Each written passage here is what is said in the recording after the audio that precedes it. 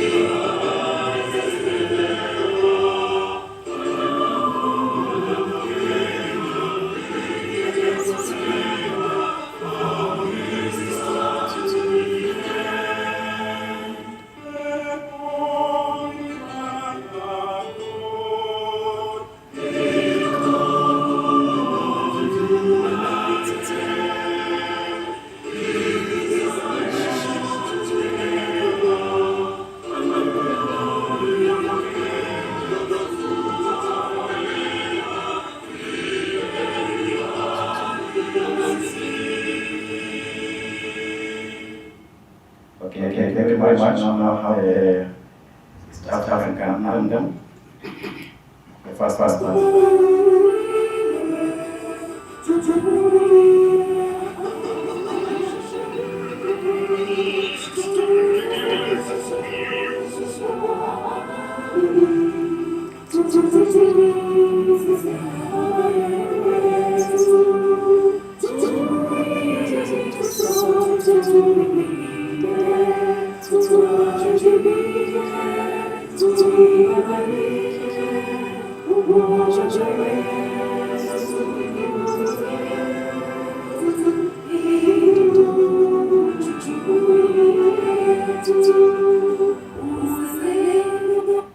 Okay, thank you very much. You can take your seats.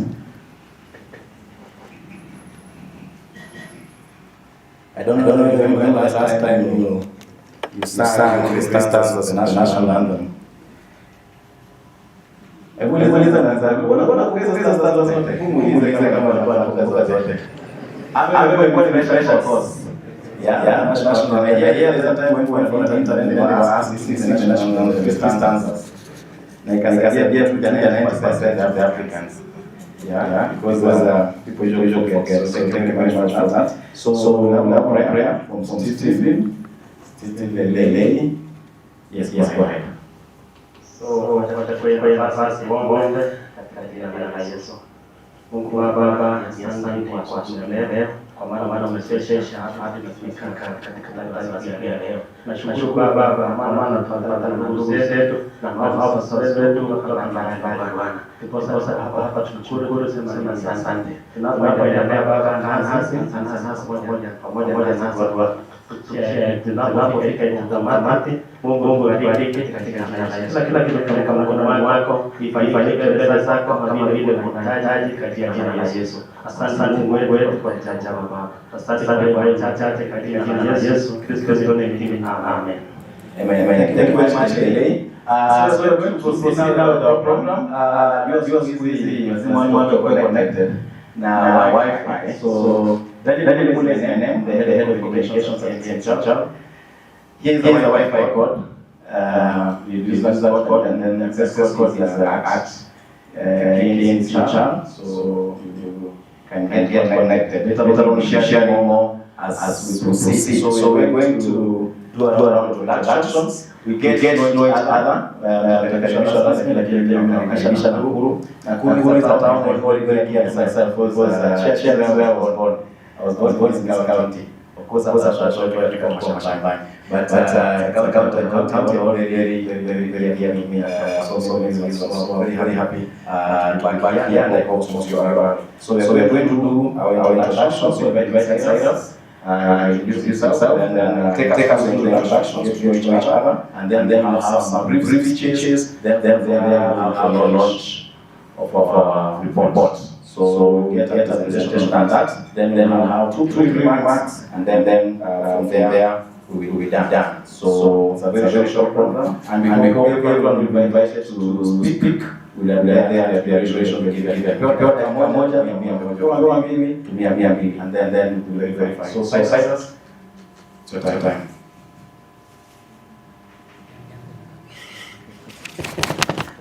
Asante sana Bwana Mungu. Pia nawakaribisha, karibuni sana kwa kikao cha leo. Tusemezane kwa pamoja na tuzindue rasmi ripoti ambayo tumechukua muda kutengeneza.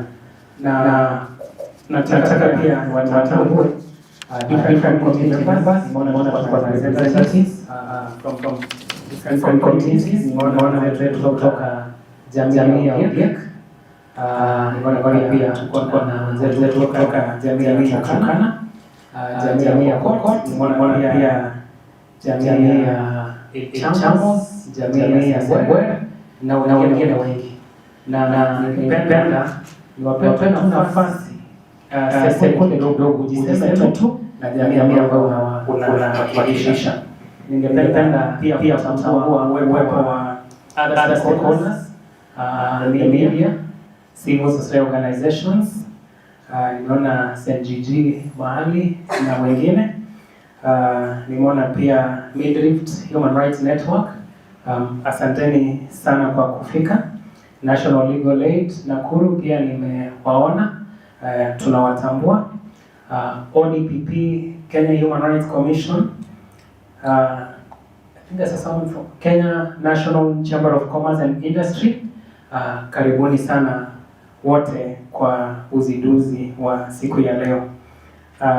Bila kuchukua muda, I'll just ask we pass a microphone just briefly, just so that we all know who's in the room. So just say your name and the community of the organization that you represent. Thank you.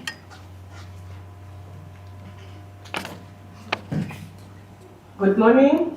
My name is Judy Lema. I work with the Kenya National Commission on Human Rights.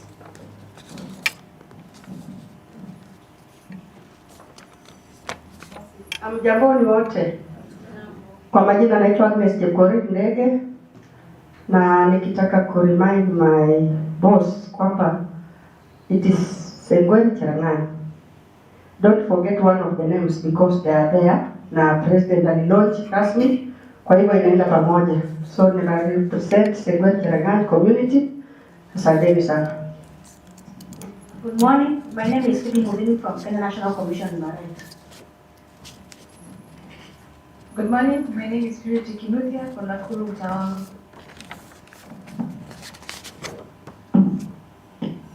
Good morning. Mercy Koskei Nation. Good morning, comrades. I'm William Kacheta, represent Turkana community. Yeah. Good morning. Good morning. Good morning again. Good morning. Ni kama tu kunywa chai. Iko mtu alimiss. Okay, mimi naitwa Robert Rono from KO and also a human rights defender. Thank you. Morning, everyone. Good morning. Naitwa Jessica Jere from the Kenya National Chambers of Commerce and Industry.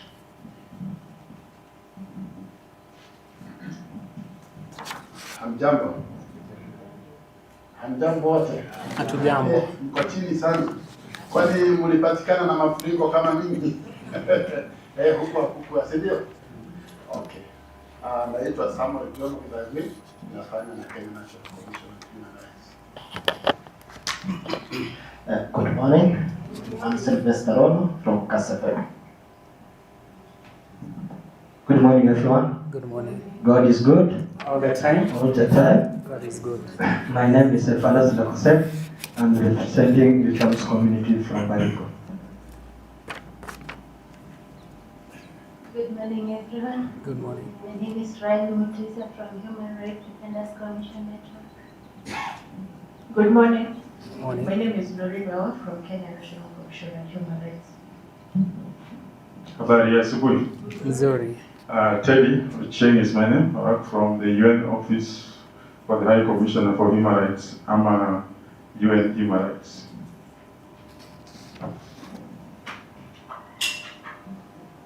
Good day, everyone. Usla Riziki from Transistors Network.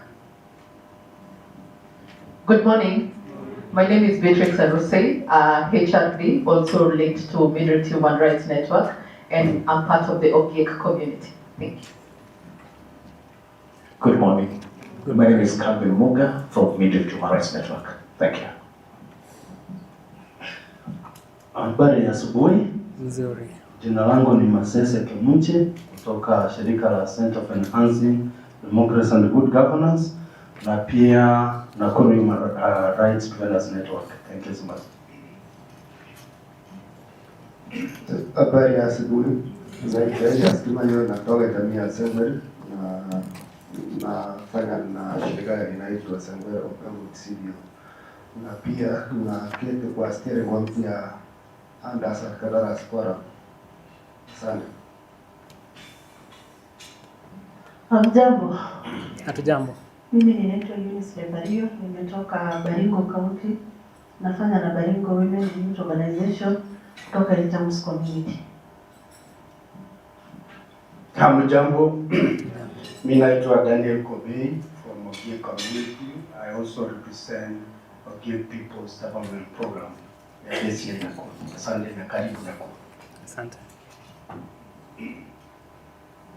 Good morning. My name is Grace Kibue. I'm part of the team that did the consultant work.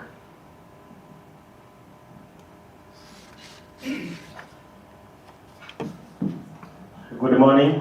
Good morning. So kwa majina yangu naitwa Steven Lele. Nimetoka jamii ya Ogiek upande wa Marishoni. Na pia nafanya kazi na CBO inaitwa Makodev katika Marishoni. Asante. Morning everybody. I'm Lumumba Edgar from Harvest.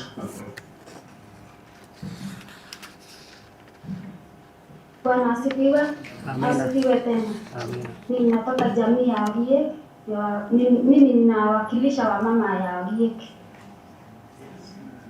Jina ni Chauma Cheto Taraiba. Hamjambo nyote? Hatujambo. Kwa majina ni Ruth Salmoi Chesenge, nafanya kazi na kituo cha habari cha NTV, Nation Media Group. Good morning all. Good morning. I'm Lilian Kakai from National Legal Aid Service. Morning everyone. I'm Linda Oyo from Harvest Nakuru. Good morning. My name is Gladys Mungare. I work for the Kenya Human Rights Commission. Morning. My name is Nicola Wabire from the Kenya Human Rights Commission.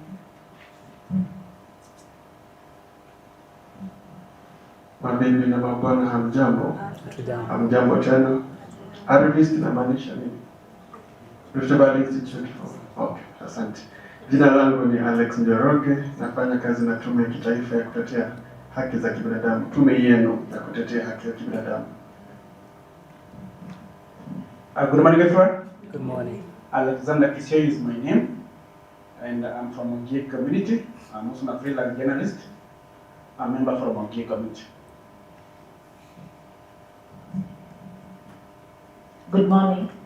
I am Jacqueline Somo from Kenya National Commission on Human Rights. Hamjamboni. Naitwa Kenya Njuripo, nafanya kazi na tume ya kitaifa ya kutetea haki za binadamu, regional office ya Isiolo. Asante.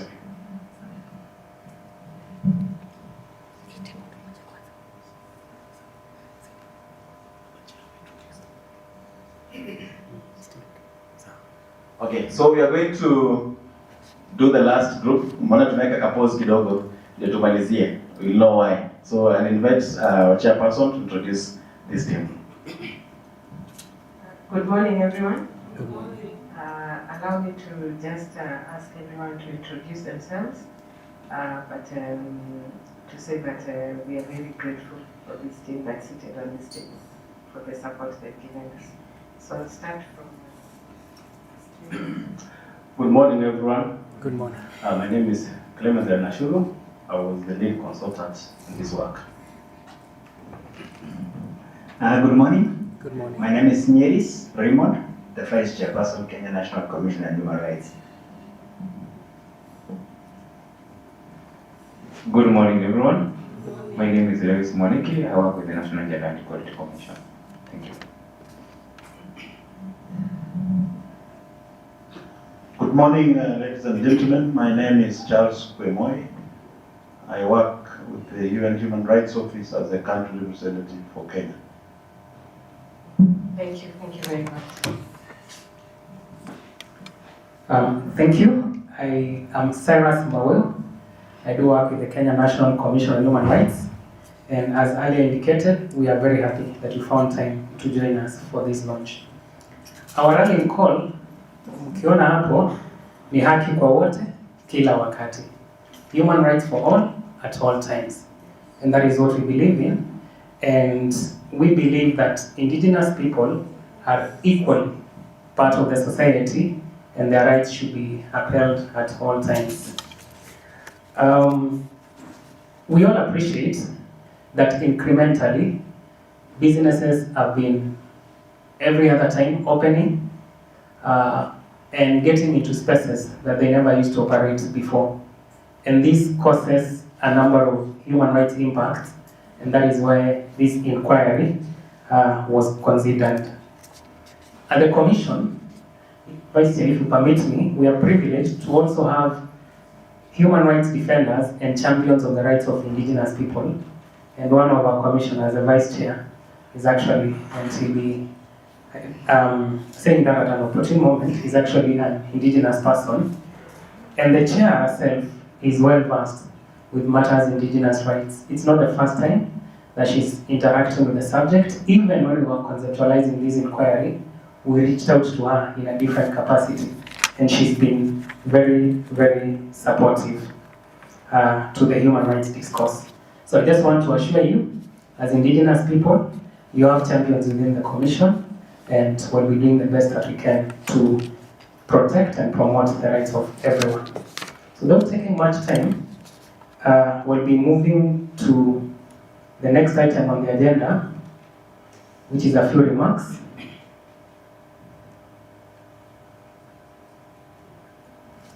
I'm looking at them. So we'll be inviting some representatives from the community to make a few remarks as we move forward. And if you permit me, I am going to start with Madam Eunice from the Baringo Women and Youth Organization. Karibu sana, and feel free to make your remarks.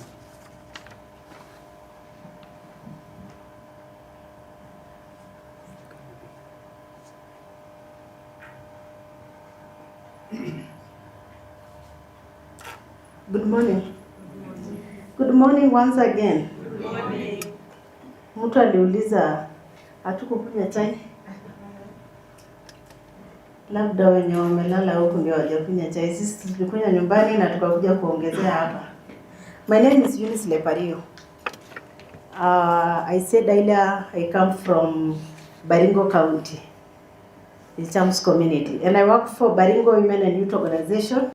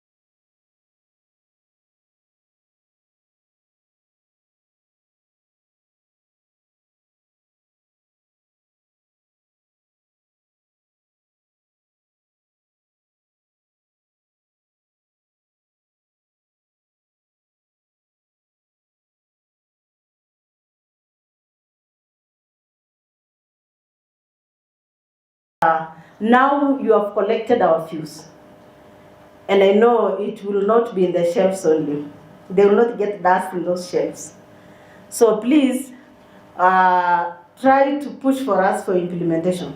We have records which the Indigenous community sit down and you give us your views or challenges or issues, and after the meeting, it's forgotten. So I hope KNCHR, through my able chair, who was my boss, it will not get dust on those shelves. At least push for us for the implementation.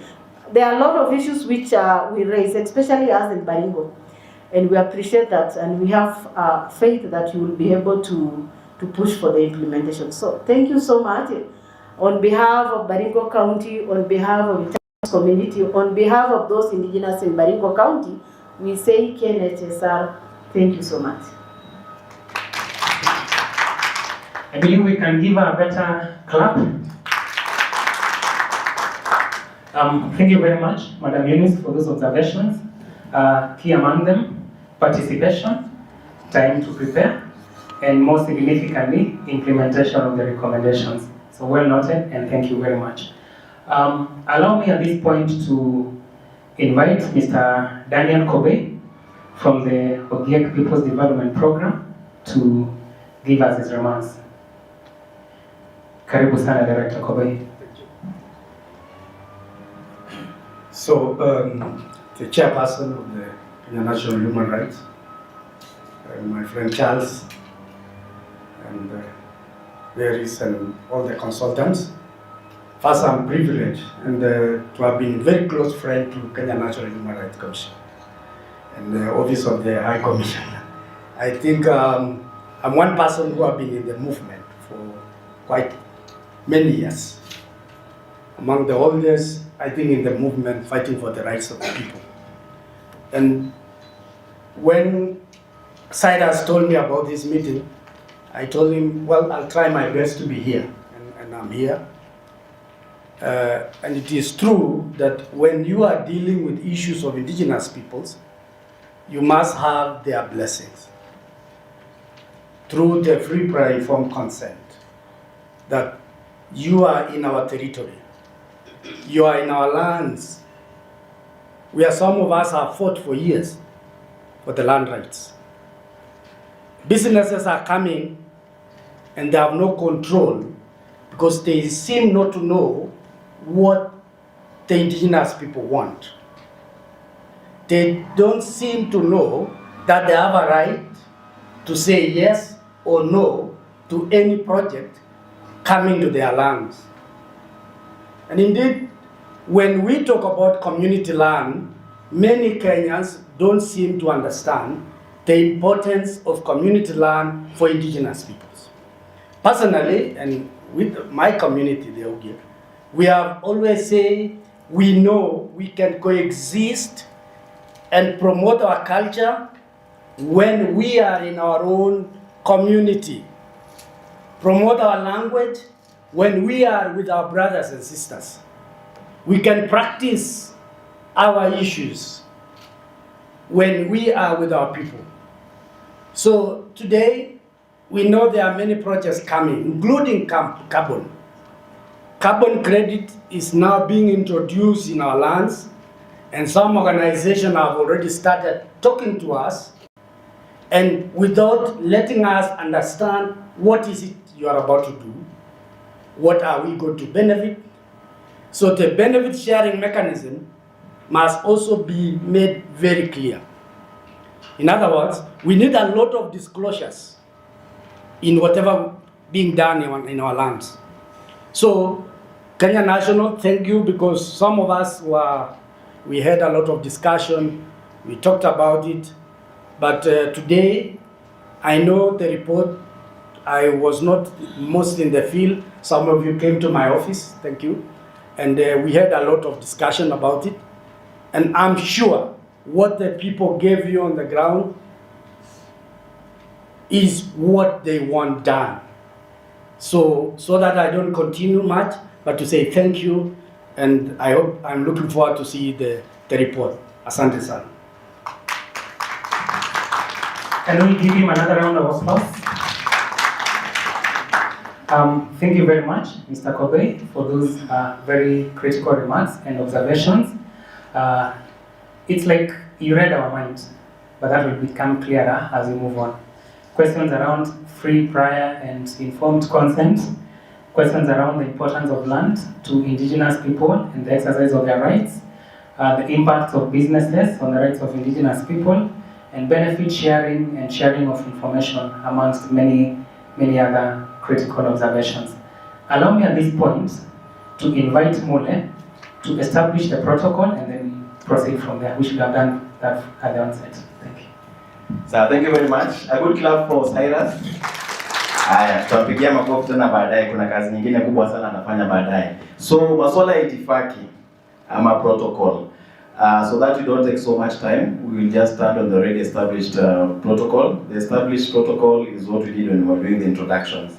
Tulijuana na tukajua nani ni nani na mashirika ambayo yamewakilishwa hapa. So when you get a chance to speak, you don't have to mention all those. you can just stand on the already established protocol. Najua kuna wale wanapenda kusema all protocol observed, lakini watu wa communication watu tunasema is not the best way to do it.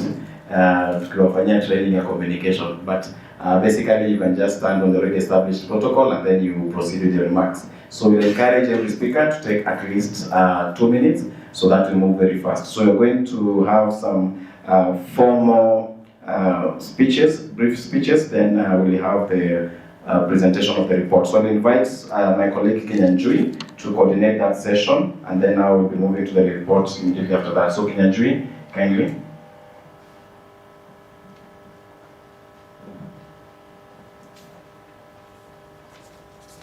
Good morning. Habari ya asubuhi.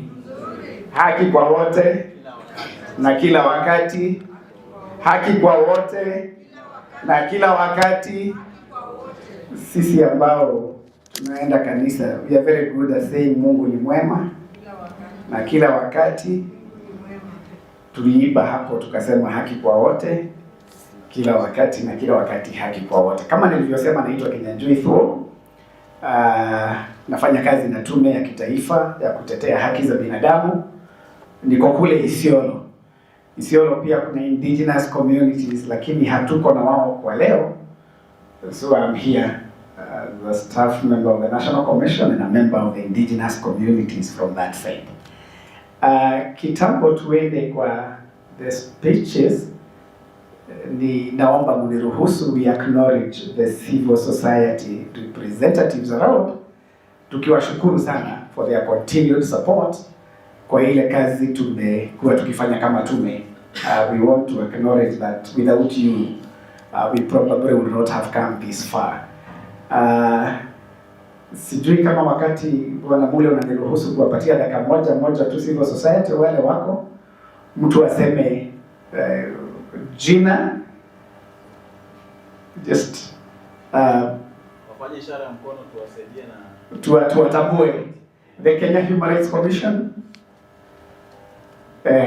kuna madam from the Kenya Kenya Human Rights Commission. Thank you so much. We have CEDGG Paul Simama. Madam Chair, huyu jamaa tulikuwa tunasoma na yeye, nilikuwa namshinda at the university.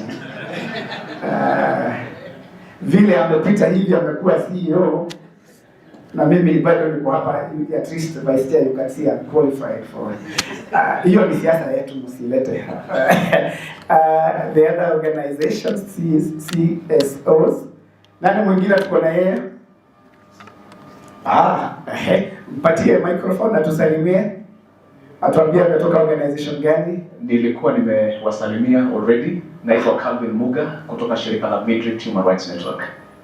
Mr. Muga, asante sana for gracing our activity. I knew Muga akiwa mdogo kwa mwili. I can see haki kila mahali. Asante sana for coming. Thank you so much. Nani mwingine? Any other member of the civil society? Tumeisha. Mtu asiseme nilimwacha, ati tulienda huko, they didn't acknowledge us, they only acknowledge the national level organizations. Thank you so much. Yangu ni machache. First acknowledging you, then moving to the second level, because we are now going to have the report presented. I don't know whether we start with the report or we start with the remarks. Mr. Moye, I request that you come over and take us from there. Asanteni sana. Thank you very much. Makofi yake pia. Haya, na ujue ni yeye peke yake amezungumza. Yule ambaye alikuwa naye darasa moja akakuwa CEO hajazungumza, atoe upande wake. Si ni kweli? We have only heard the story from one side. Kinyanjui says he used to beat him in class. So we'll also be passing the microphone to you to hear the other side of the story. Tuwatendee haki nyinyi wote. But thank you so much for that. So we're going to get brief remarks from the consultants. So we'll be inviting the lead consultant. Then Mary Campbell. Mary, yeah, you'll also give a few remarks on behalf of the CSOs. You've been introduced already. And then we'll have the Chamber of Commerce. And then from there we'll do the report. So those three speakers, then the report. So karibu sana. the lead consultant. Thank you. Standing on established protocol as directed. Good morning, everyone. Before you is yours truly, Nanashiro. As I said in introduction, I was the lead consultant, and I'll be very brief because all that we did is what you'll be given.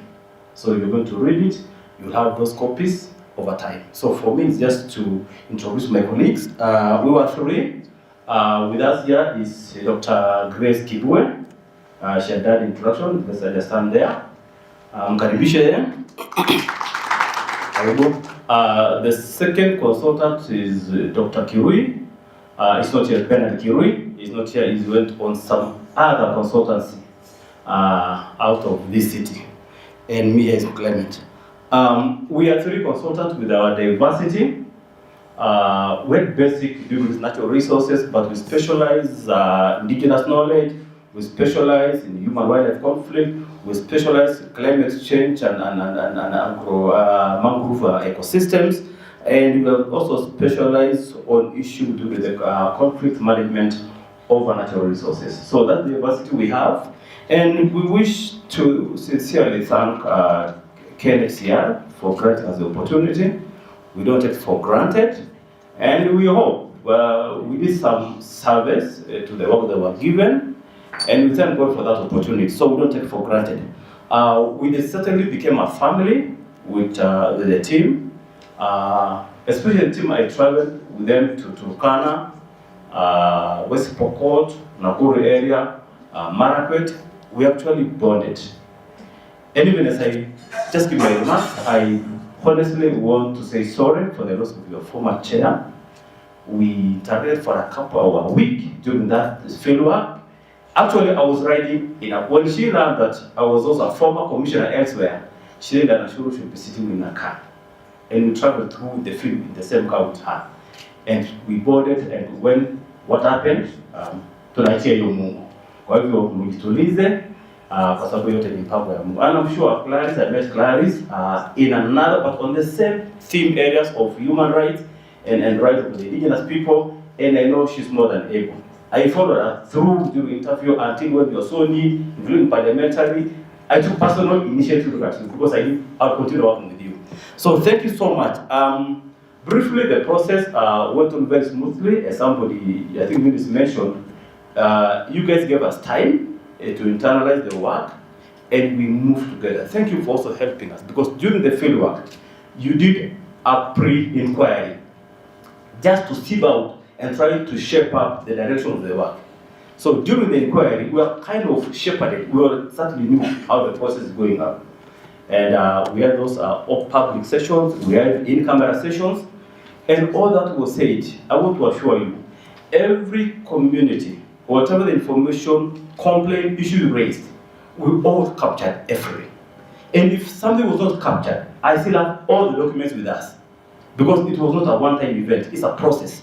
For you to get your right, it's going to be a process. So if you read the report and you feel something that you say has not been captured, I'll do it for free, I will not ask you for extra money. Then I should go and see the story. Was this matter said? As a team, we'll definitely be ready to do it. So, free for any question you have for us. And finally, if you have any consultants you will be to give out, we are there for you. We'll be ready to provide the consultants. Thank you, and God bless you. Thank you very much, Daktari. I thought you would tell them how difficult it was to get here. You even got an accident in the process. You remember? Oh my gosh. Okay. But that, by the way, that one, it gave me a heavy heart. But let me just say in a minute. We left Nakuru in the evening. I was with my son and my colleague, Grace. We were all going to Machakos. Would you allow me to say? Because it was us. So somewhere around few points, somebody just all of a sudden just turned and shit from the rear, but it was not a big deal. When the police took us about 3-4 hours. When we now leaving the few points, it was that area up with you. She was kind of shaking. I can remember the in the Shagari. and were on Google Highway. You know those roundabouts which were not marked, they were dark, it was raining. All of a sudden, in front of me was a ditch. We went to the ditch, the vehicle came up, then there was a pillar, somehow we turned, and the vehicle right on this side. We all came and scratched. 100%. I only got a small scar here, a small one. When the police reported everything, nilifika Machakos. Thank you, the commissioners, for the good work. I called my former commissioner, one of the commissioners. They sent me a vehicle, brought with the driver. They drove us through the town and to Machakos. Nilifika Machakos saa 8. So during the day when I was doing the presentation now to the team, and I told them about that, they told me, Clement, step down, go to hospital. Actually, the commission took me to the hospital, courtesy everything for them, and my pressure was almost shooting. 200. They put me on the bed for about 3 hours. My son also, the pressure was slightly high. But I thank God. As a Christian, it was God's mercy. God covered me in His blood. So thank you so much. Sorry, Grace, for saying that. It was not, should have been a private for consent. Should have sought from you. But thank you for that. But when I remember that thing, and you listen, surely the shit again, they want to further. I think kuna mkosi. I know sometimes the devil will want to do things, but God say, these are my children and they are covered. Thank you. So thank you very much. Yeah, I remember that as part of the journey when we were doing some preliminaries before getting where we are right now. And he had to really rush to join us. And then he was involved in 2 accidents in one night. And he arrived and he's still presenting. So you could see he's not okay.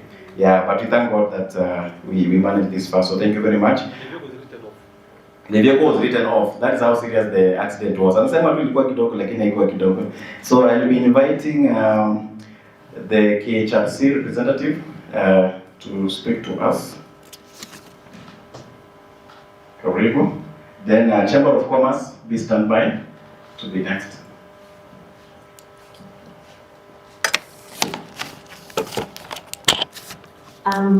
Guided by the established protocol, ladies and gentlemen, good morning.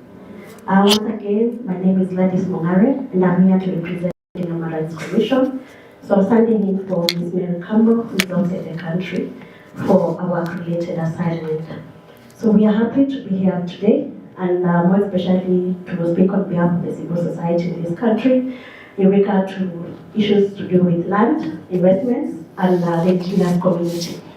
I think one of the things that we need to realize is that the 2010 Constitution marked a very important milestone of recognizing how land in Kenya is governed, and for the first time in Kenya, the community land was recognized, and that meant that also the interests and the rights of the indigenous communities that occupy community land in Kenya were recognized.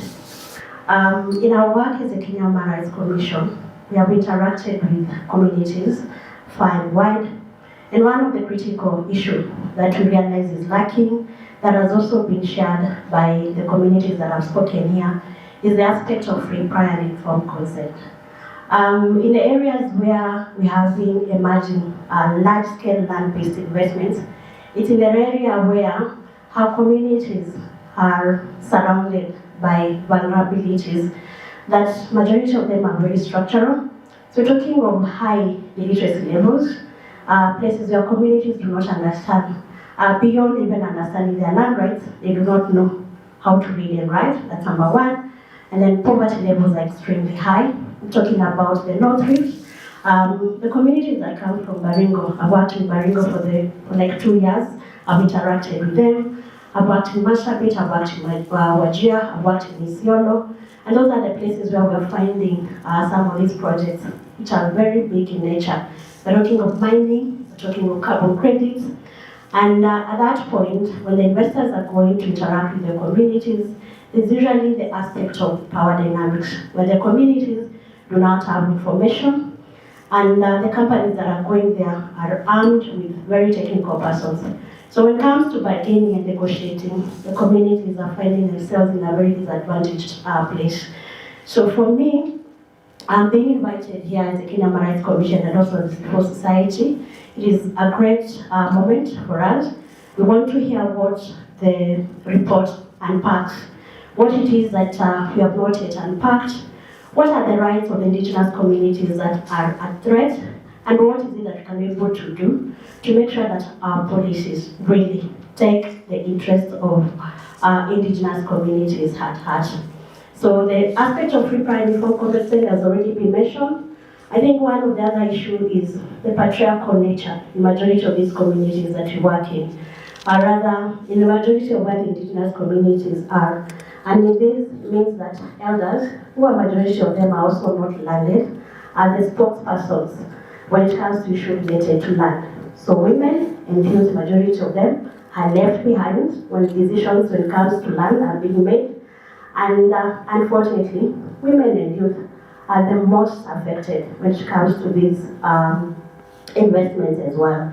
So we want to thank the Kenya National Commission on Human Rights, and we look forward to the recommendations of the report and see how best we can be able to work together to make sure that development goes hand in hand with respecting and upholding human rights. And also want to encourage all of us, because the NAP, the Kenya National Action Plan on Business and Human Rights, is currently under review.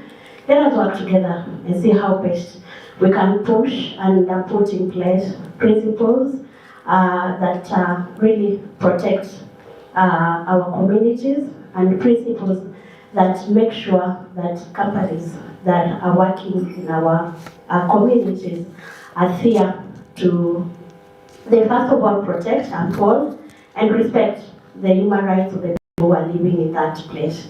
We know that land in Kenya carries beyond the identity, beyond being a source of livelihood. It also carries a lot of historical injustices. So can we also see it to that even as the developments are coming up, they do not continue entrenching the injustices that communities have endured since the colonial times. So for that, I am grateful, and thank you for giving us this opportunity, and we'll support you in every endeavor that you lead from our side. Thank you very much. Yeah, thank you very much. We've worked together for quite some time. Some of us still mistake Kenya Human Rights Commission and the Kenya National Commission on Human Rights. Yeah, so ours is Kenya National. We have the national, Kenya National Commission on Human Rights, and the other organization is Kenya Human Rights Commission. Sometimes we receive letters meant for them, but we don't open them. Yeah. So when you receive ours also, please don't open. Just Kenya National, nasema itume kwetu. Yeah, so we've seen that happening a lot, that kind of a confusion. Not a bad confusion, but it's good to differentiate the two organizations. Kenya National Chamber of Commerce, the representative. Yeah, please come. Then I'll give a minute to Agnes Ndege. Please stand by to represent the Sengwer of Cherangani. And Paul Masese, the CEO. We have to give you the right to reply. So we'll give you 1 minute for the right to reply. He's the CEO of the CEDGG. On behalf of the Nakuru-based CSO, so we'll give you a minute as well. So let's start with the Chamber of Commerce. Good morning once again. On protocols established, good morning. And my name is Jessica Njeri, as I said earlier. I'm the Chamber Manager. We say County Chamber Manager, CCM, and the Chamber County Manager for the Nakuru chapter. So today I'll be reading a speech prepared by our chair, who was supposed to be present today, but got caught up in a meeting with investors in Naivasha. So allow me to read directly from her words, because she was more familiar with the Kenya National Commission of Human Rights study that was going on. So, good morning. Established protocols and distinguished guests, partners, members, and business community, ladies and gentlemen. On behalf of the Kenya National Chambers of Commerce and Industry Nakuru chapter, I would like to sincerely thank the Commission for inviting us to this important launch of the report of impact of business operation on the rights of indigenous persons. We are honored to join you here today at Sarova Woodlands Hotel. This report comes at a very important time where the role of businesses in promoting sustainable development and respecting human rights is under increased focus.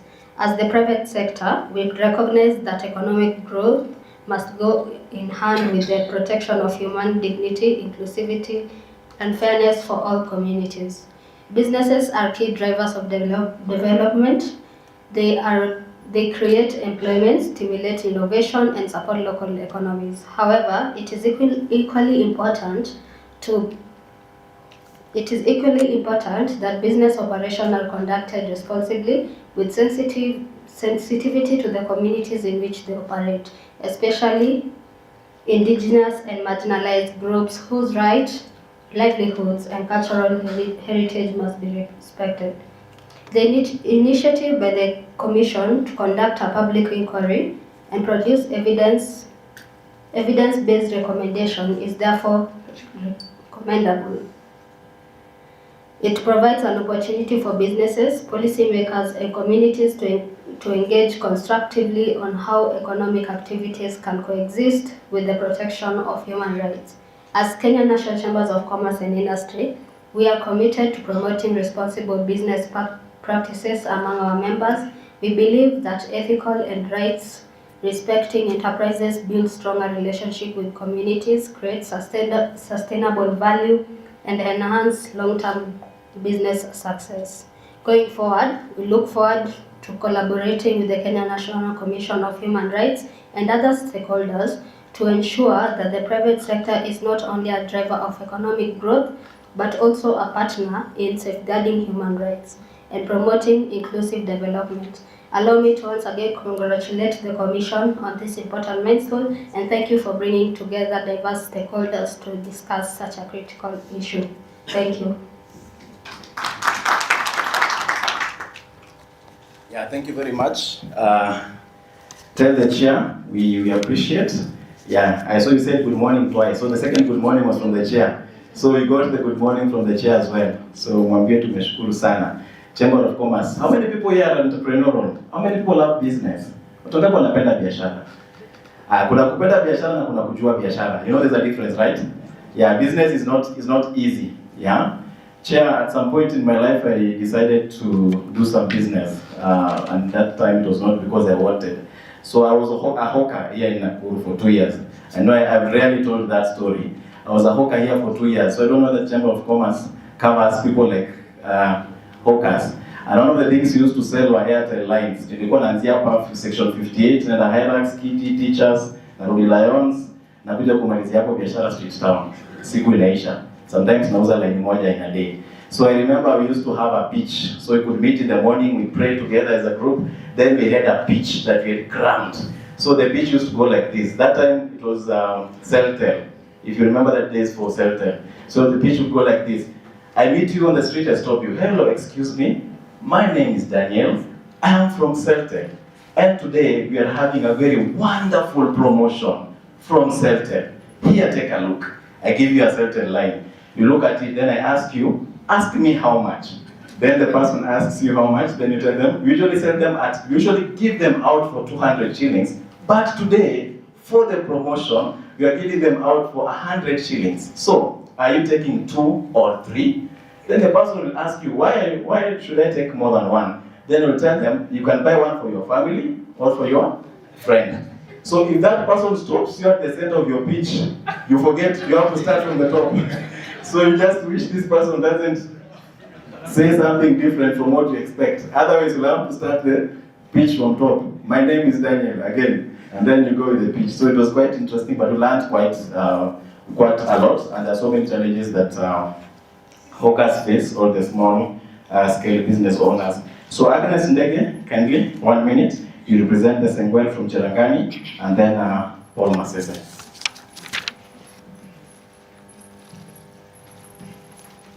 Basi na wasalimu mara nyingine. Hamjambo? Nataka tu kwa ruhusa yako nitambue mwenzangu ambaye ako kwa room, asimame tu. Anaitwa Elias, tuko pamoja kwa community. Na for point of correction ni kwamba sisi Cherangani na Sengwel we are one, but kuna kitu ile to divide, so for now use the two names. Tumia tu jina zote mbili, tutakuwa okay, because hata president mwenyewe alizindua juzi akitumia majina mawili, Sengwet Cherengani. Asanteni. So nataka kushukuru, jambo la kwanza nataka kushukuru hii tume ambaye ni Kenya National Commission of Human Rights on Human Rights.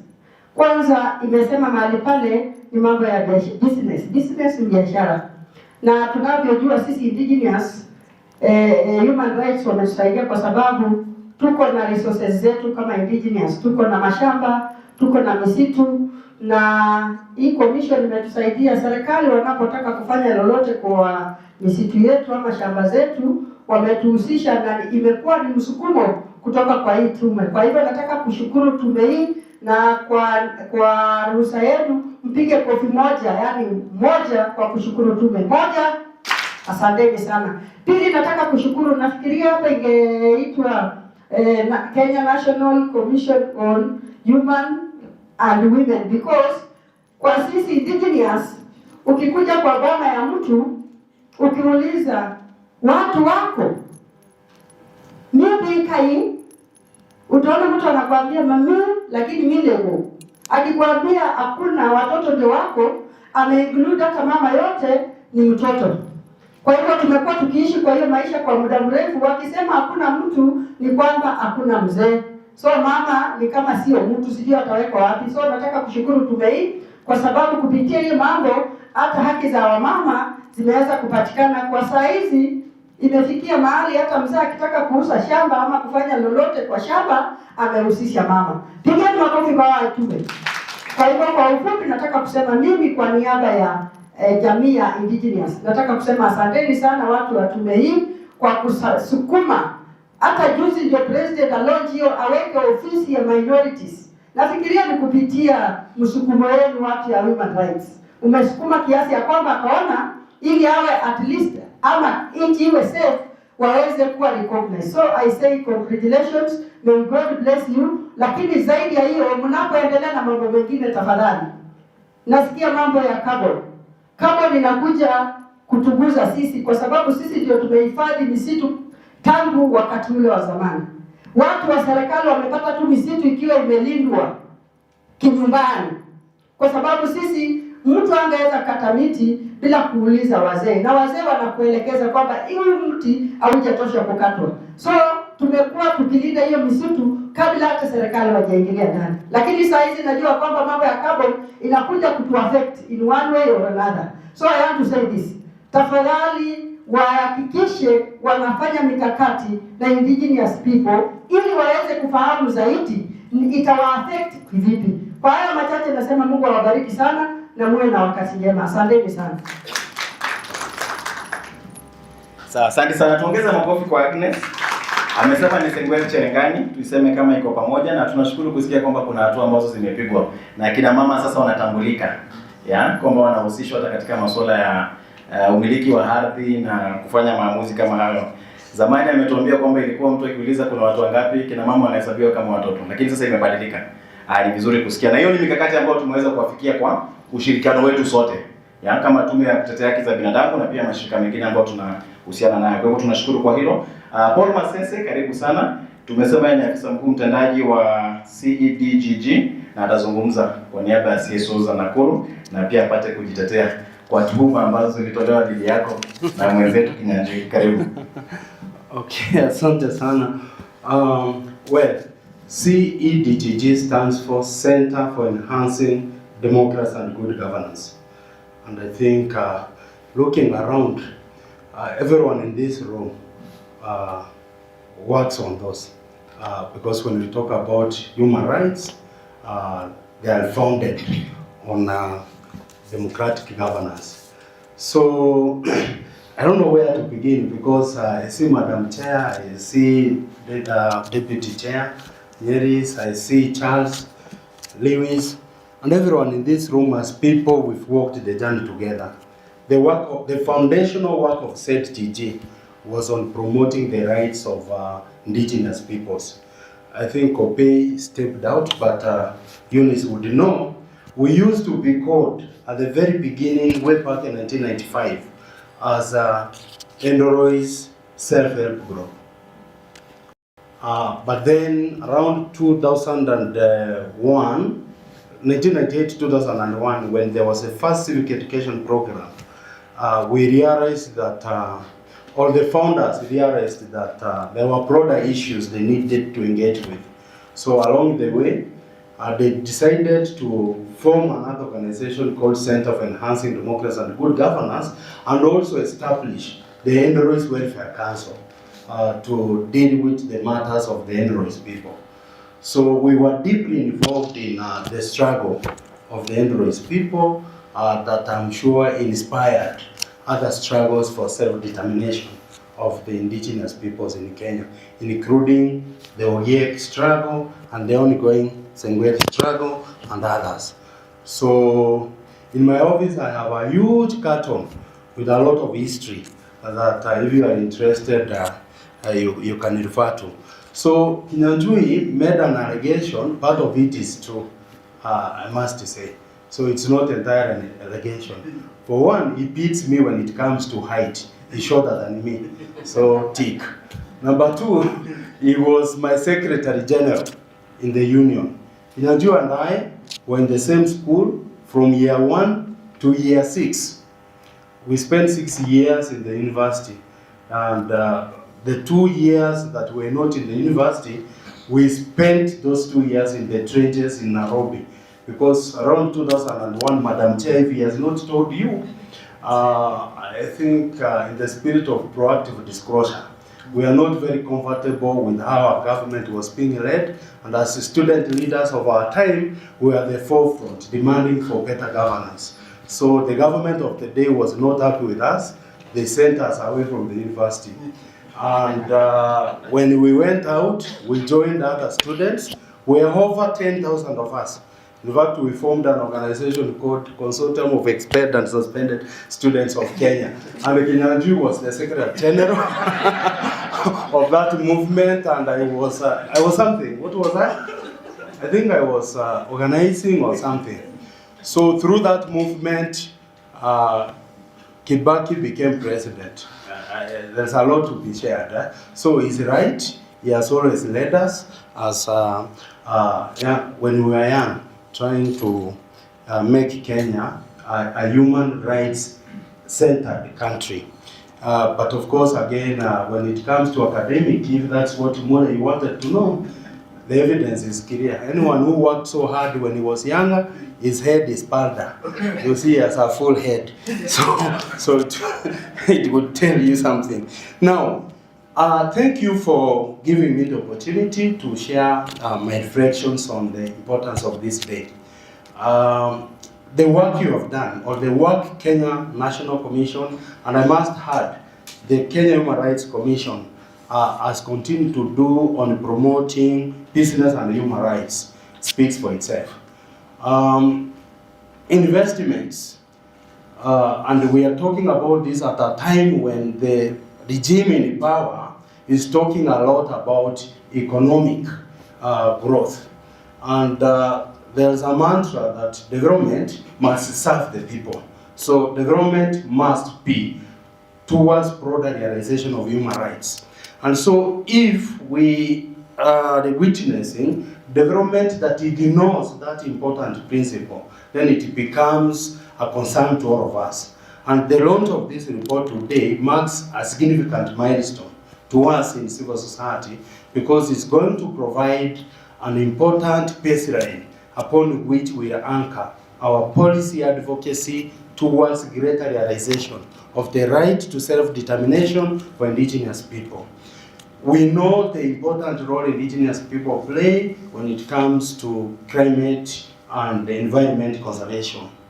So even as we talk about climate justice, the person we should always remember is the indigenous person, so that any other intervention, mitigation strategy by any actor must always remember that it should not disrupt the rights of indigenous people. So to us in civil society, and I'm now speaking on behalf Nakuru Civil Society Organizations Forum, we congratulate the Commission and thank you for providing us with this important baseline. We will join you. The lady who spoke about implementation units, your point on, we have the report. The work ahead is what recommendations has it made and how should then those recommendations be implemented. So as civil society, we are to committee, and now that will be part of those who will diligently work with you to ensure that the recommendations are implemented. Thank you so very much.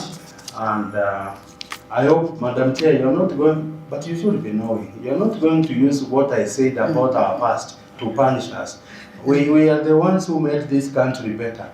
Those 2 years we spent outside college, the prize for it is the democracy we enjoy. Otherwise, but I know some of you also were out. So we are not alone. So, thank you very much, Paul Masese. It's interesting how most of us join the human rights space. Yeah, sometimes through some violations that we experienced, some through things we went through. So we really appreciate the journey that you guys journeyed, because if you did not do that, maybe you would be in a different forum. Kenyanjui, there's a question people are asked, if you are not a human rights defender, what would you be? So you'd have been that other thing, but now you're happy.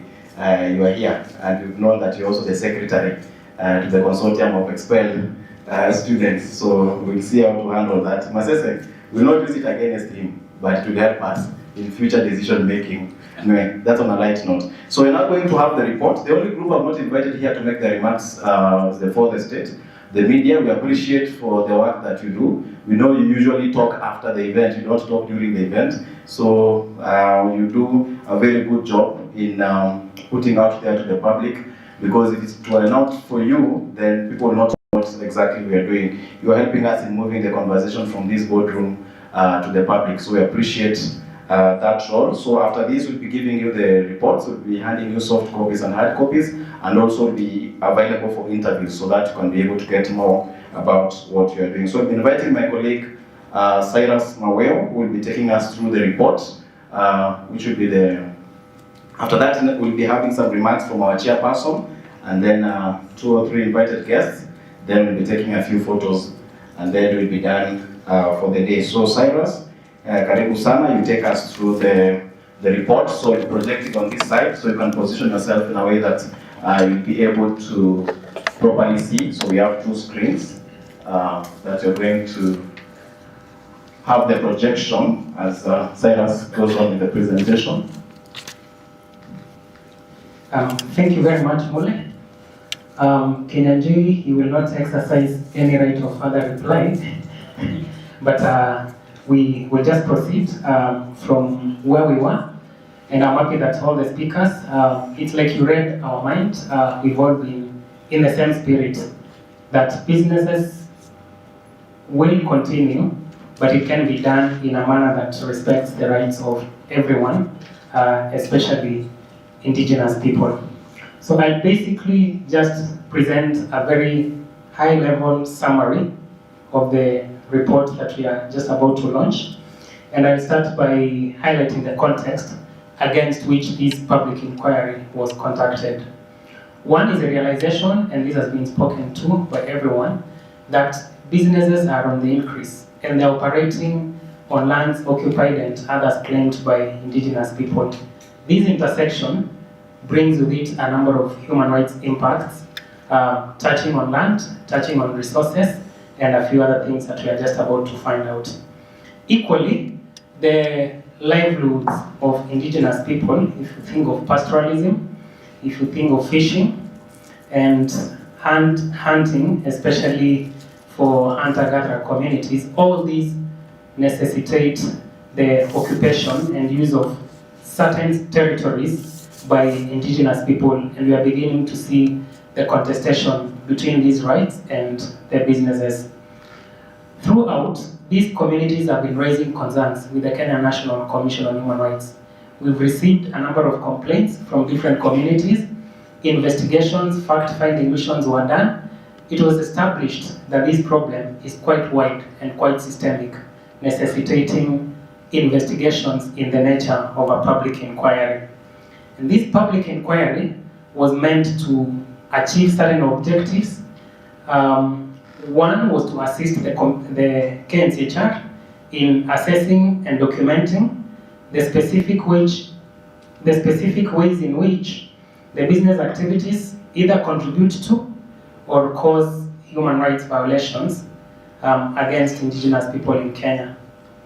It was also an opportunity to facilitate the design and implementation subsequent to the report being launched of evidence-based interventions in terms of policy and legislative changes that need to be made to ensure that businesses respect the rights of Indigenous people.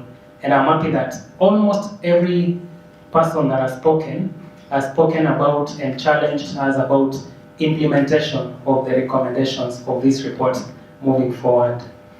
All this cumulatively was meant to enhance corporate respect for human rights of Indigenous people in Kenya. So that was the overall objective. This was to be achieved through, among others, looking at the main types of businesses that are operating in lands occupied by Indigenous people. We found extractives, conservation, conservation-related businesses, and also to appreciate the patterns and the trends of adverse impacts, so that when we went round, this was one of the guiding questions, so that at the end of the day, as we formulate the recommendations, we are very alive to the situation as it is on the ground. And because of the impacts and the violations, and in the spirit of remedying what has happened and preventing further violations, we were also interested in knowing the existing remedy mechanisms, how effective they are, and how best they can be made slightly more functionally effective to ensure that as and when there are violations, then there are effective remedies to those violations. The methodology, I believe, and I want to appreciate all those who have spoken, we went around. We started with conceptualizing, designing the inquiry itself and the scope of the inquiry. We mapped a lot of stakeholders, and that is what guided where we went, who we listened to, and they gave us invaluable input that shaped the final report. We also had a lot of research with the assistance of the consultants, and I also want to further appreciate you for the input that you gave. And then we went to the field so that we hear from the community members themselves what exactly is happening, how are you affected, and how best you think we can remedy that, so that even as we generate the recommendations, this is a consultative process and we are alive to your needs and your concerns, and also take into consideration what your recommendations are, in the spirit of equally upholding the right to free, prior, and informed consent in the entire process. After this, we did analysis of the data, and we had a validation workshop where we were privileged to have representatives from almost all these communities at a workshop that read through and had the report presented for further feedback and review based on the feedback that we received from the Indigenous people. During the pre-hearing and public hearing forums, which were held in between March and August 2024, we visited 13 counties across the country. We had forums in Nakuru, we had forums in Laikipia, we went to Baringo, we went to Elgeyo Marakwet, we went to West Pokot, we went to Lamu, we went to Tana River, we went to Kajiado, we went to Narok, Nandi, and Marsabit. And from all this, we were able to get 127 oral presentations before the inquiry panel, and this is what shaped the report. And these presentations were basically community members indicating how they had been affected by business operations.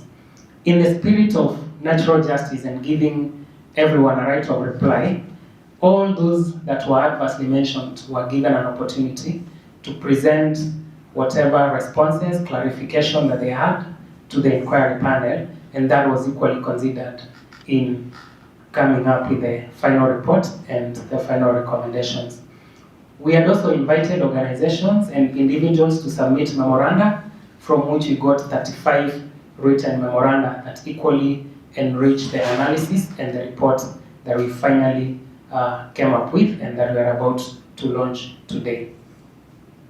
From these presentations, both oral and written, the businesses that were identified include conservation and ranching, especially within Laikipia, Isiolo, and other areas.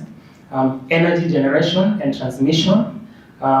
If you look at some of the concerns that were raised, especially in Marsabit, the Lake Turkana wind power that is meant to equally contribute energy to the national grid. There was also concerns around extractive industries, especially around Turkana. We may all be aware that oil was discovered there, and with the discovery of some of this and the investments that come after, then comes the interaction between these businesses and indigenous people, and sometimes there are concerns that are raised from time to time. Questions around infrastructure, equally in Turkana County, and agriculture. A lot of horticulture, concerns around child labor in some of these farms were also raised. Allow me to highlight the findings that the inquiry made, and one of the findings was around land and livelihoods.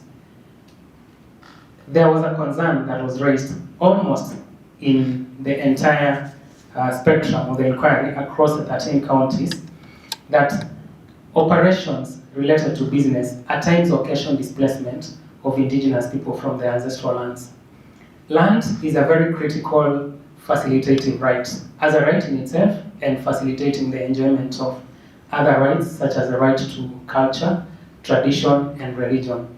The inquiry was told that as a consequence of these displacements, then indigenous people are not able to exercise their right to culture, tradition, and even religion, as they are not able to access some of the sacred sites that are on these lands from which they get displaced from time to time. Again, there was concern around restricted grazing routes, where indigenous people expressed concern that, especially with conservancies and ranching, with the fencing off, then they are not able to access the routes for their grazing that they used to, and they are forced to take and cover much longer distance than they used to before these investments on their land. We also found and established that losses of access to forests and water resources due to energy conservation, infrastructure, and extractive projects, such that when all these areas are fenced off and covered, people are not allowed, or the access is restricted to these areas where these businesses are operating. We also found that there was a lot of environmental harm. I will highlight a few examples. We were told of pollution, deforestation, degradation of the soil, water contamination, and ecological damage.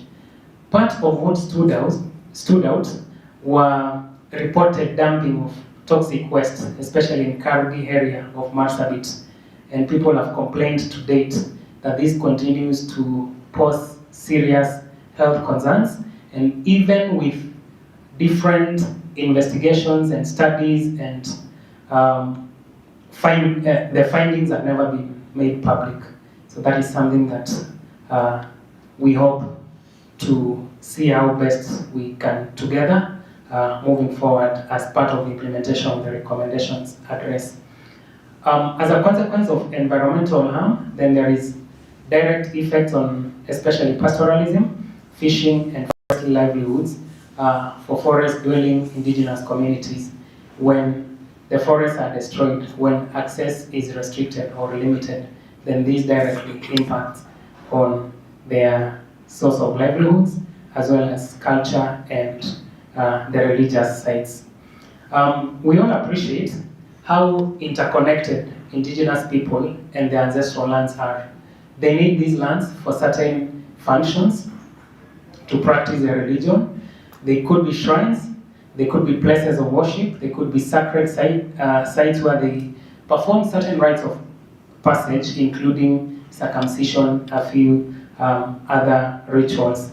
And with all these restrictions, then they are basically unable to access these lands for those functions, with a direct impact on their culture, on their tradition, on their customs, and their religion. There was also a finding on labor rights. There were reports of low wages, unsafe working conditions. There were reports that oftentimes the businesses would outsource and not focus on even labor that is available locally within the communities, the host communities where these businesses are being conducted. Then I'd also mentioned the questions and allegations around child labor, especially in the agricultural and industrial projects. There was a general concern across the 13 counties around participation and the demand or the requirement for free, prior, and informed consent. Indigenous people complained and reported that oftentimes they are not adequately consulted. They don't get enough information, and I think this is something that has been highlighted by the community representatives that have already spoken. That oftentimes the businesses will just have consultations and conversations with the local administration, a few community leaders, but the information does not fully trickle down to the communities. There have been cases where communities have gone to court, and some of these projects, especially within Isiolo, were declared procedural for lack of consulting the communities and involving them, and lack of community participation in the entire conceptualization and implementation, especially of some of the conservancies that were established within Isiolo. And because as a human rights institution, we are interested in remedies for all violations, we were equally interested in hearing from the people, from the indigenous communities, from the businesses, from all stakeholders, as and when there are violations, how are those violations redressed? And we made certain findings on remedies. One was their very weak grievance mechanisms, even at the business operation level. Litigation is very costly, and we were told of experiences, especially in Marsabit. The cases against Lake Turkana Wind Power were highlighted, where communities have gone to court. It's taken a lot of time. There are efforts to mediate which don't bear fruit. There's an appeal, and many years after, they still have not been able to enjoy the fruits of their litigation, despite the delay, despite the costs involved, and a lack of fair compensation for displaced communities in areas where indigenous people are displaced from the areas that they occupy. From the findings, the inquiry makes a number of recommendations, and I'm going to highlight some of those recommendations. One of the recommendations that the inquiry makes is that as a country, we need to ratify some of the international frameworks that provide the normative content for the rights of indigenous people. We've highlighted some of those frameworks. One among them is the United Nations Declaration on the Rights of Indigenous People. Why this is important is that it is widely acknowledged as a very informative, a very guiding framework, whether, despite the fact that it's not legally binding, but it's been even referred to in some of the local litigation that has been going by indigenous people, basically persuading the courts to uphold the provisions of that declaration. Interestingly, Kenya abstained from the process when voting for adoption of the UNDRIP, the United Nations Declaration on the Rights of Indigenous People, was ongoing. And it's a recommendation that we are making that as a country, it's time that we see how best we can move towards ratifying and operationalizing this critical declaration for the rights of Indigenous people. We are also recommending that as a country, we also need to ratify and implement International Labour Organization Convention number 169 on Indigenous and tribal peoples, for the same reason that it provides a very broad context, operationalizes some of the concerns that Indigenous people have, especially requirements around free, prior and informed consent, questions around displacement, if at all it's about to occur, on lands occupied or claimed by Indigenous people. We're also appreciating that we have a Community Land Act, but we are calling for full implementation, especially in terms of registration, because there are many community lands that are still not registered in the names of communities to date. And then institutionalization of free, prior and informed consent in all land-based investments, so that whenever investments occur or they are about to occur, the people get to have a say and they get to participate in decision making. We are also proposing in the inquiry report that we have a legislation that is dedicated to operationalizing the rights of Indigenous people, and because violations have been reported, we need to strengthen access to justice for affected communities and also see how best some of those violations could be prevented. Indigenous people proposed, and this is also part of the recommendations that we are making, that because there are a number of pending historical land injustice claims at the National Land Commission, there's a need to fast track their determination and report publicly on the progress that is being made and share the outcomes publicly to enhance transparency and accountability, and also information amongst Indigenous people and the country broadly. That was more at the national level. We also thought through the county governments, because we all appreciate that as a country we have 2 levels of governance. And the rallying call here is to integrate Indigenous people's rights and free, prior, informed consent into county laws. We appreciate that counties do a lot of legislation, they pass bills, they also develop plans, and they also come up with their CIDPs and other development strategies. So it will be extremely important to factor the concerns and any grievances that Indigenous people have in that process. The protection of cultural and spiritual sites, for the significant importance that this has on the rights of Indigenous people. Enforcement of credible environmental and social impact assessments that necessitate consultation and the participation and sharing of information with Indigenous people. And that takes me to effective and ensuring they are effectively consulted and all our processes are participative and inclusive, taking on board the concerns and the participation of Indigenous people, both in planning and natural resource use and management, including even benefit sharing. We also made recommendations for the businesses, and this is around the corporate responsibility to respect. And part of the recommendations is for the business sector to ensure that they implement human rights due diligence that is aligned with the United Nations Guiding Principles on Business and Human Rights and Kenya's National Action Plan on Business and Human Rights, because you already have a policy framework that provides different policy actions, including human rights due diligence, as and when businesses are to invest or when they are continuing with their business operations. To ensure genuine, free, prior and informed consent with Indigenous communities, sharing of information, involving them, even in monitoring the impact, communicating the outcome of that monitoring, and taking into account the outcome of any human rights audits that will be conducted by the businesses.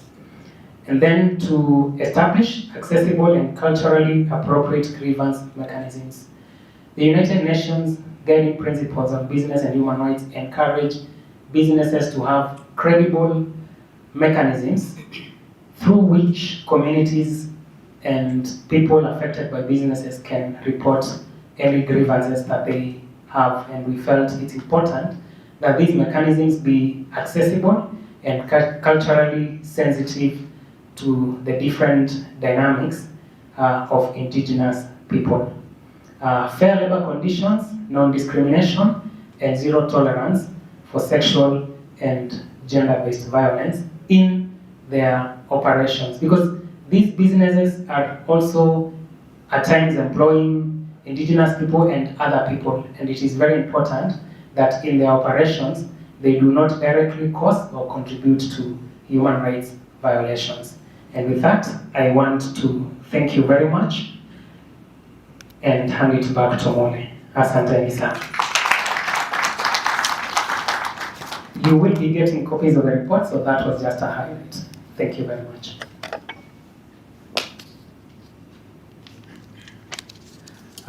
Okay, allow me at this point to invite the Commission Vice Chair to make his remarks and also recognize a few other dignitaries present. Asanteni sana.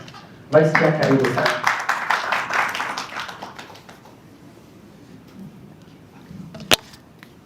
Thank you, Cyrus. Makofi kwa Cyrus.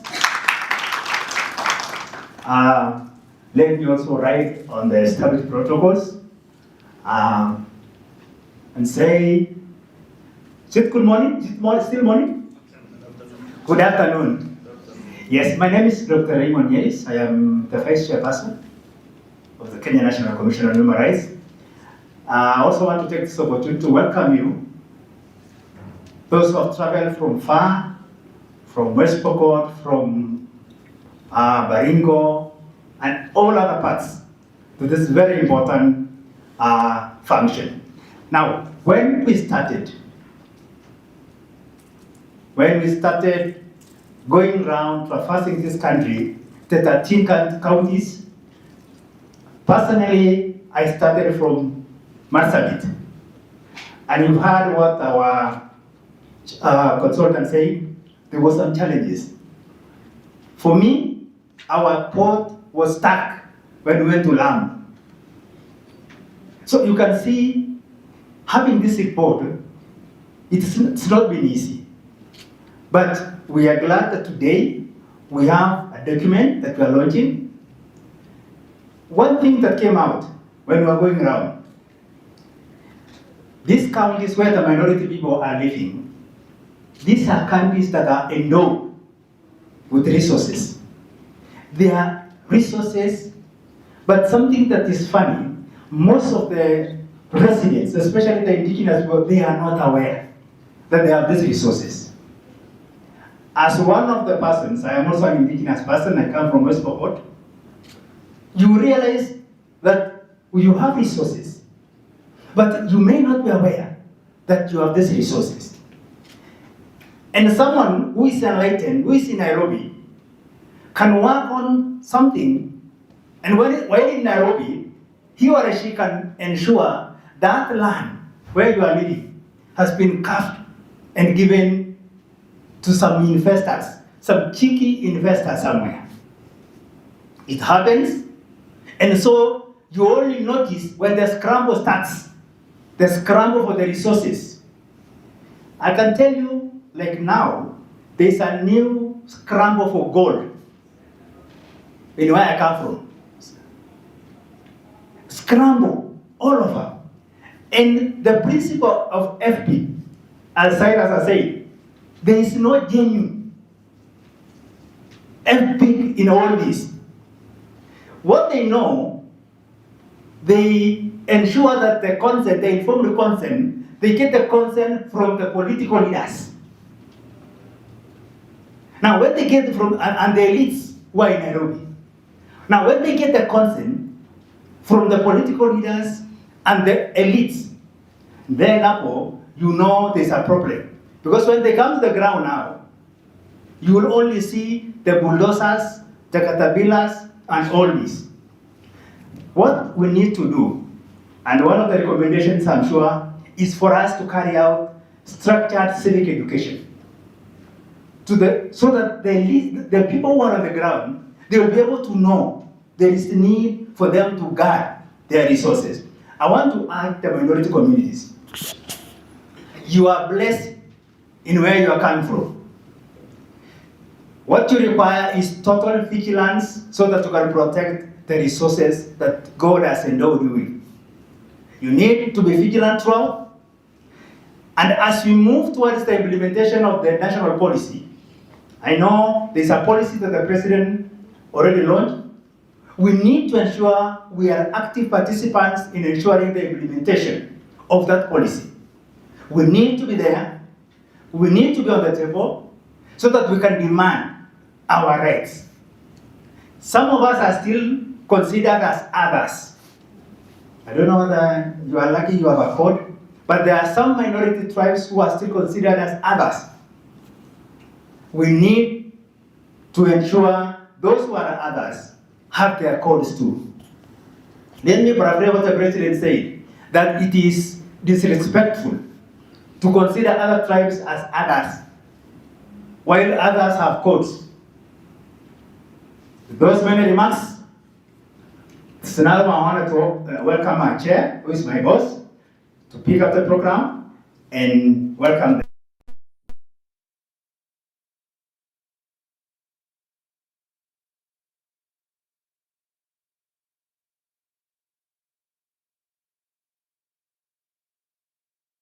Everyone who has spoken, allow me also to just write on the protocols that have been observed, and to thank all of you for being part of this journey, for being part of the team that is today hearing about what the Indigenous people said, and also for being part of the team that will help us to implement a lot of the recommendations that have been given. So before I give my remarks, allow me to invite a couple of people who are very strategic to us and who play a key role on issues Indigenous, issues of business and human rights.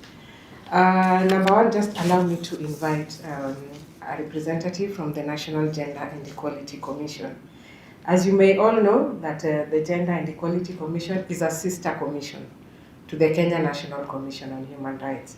So even as my sister was speaking about gender, that we should rename the commission to include women, allow me to just state that we have a very able and capable institution that deals with issues of women, issues of gender, but more specific, the issue of marginalized and minority rights ideally fall under the mandate of the Gender and Equality Commission. So we are very grateful today to have them on board, because we know that a lot of these recommendations will go to them to see implementation. And as has also been mentioned, the policy really is a brainchild or a baby of the Gender and Equality Commission, the policy on minorities. So a lot of the work really will go to them, but of course we work jointly to ensure that issues gender and human rights are implemented. So allow me to invite my colleague to just say something, and then we can move to the next person. Thank you so much.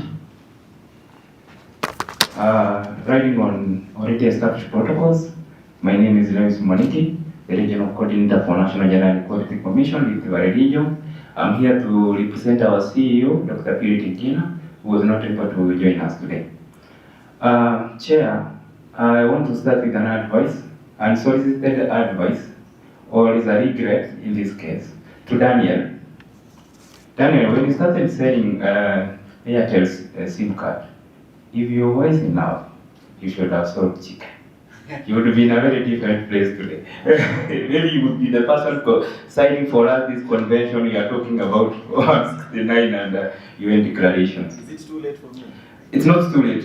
Maybe you should start selling goods or something. Today, when I came here, several of us were asking me, why are you not taking tea? I took my time before I went for a cup of tea. And I had a reason for that. Because when I'm here, I'm with my siblings.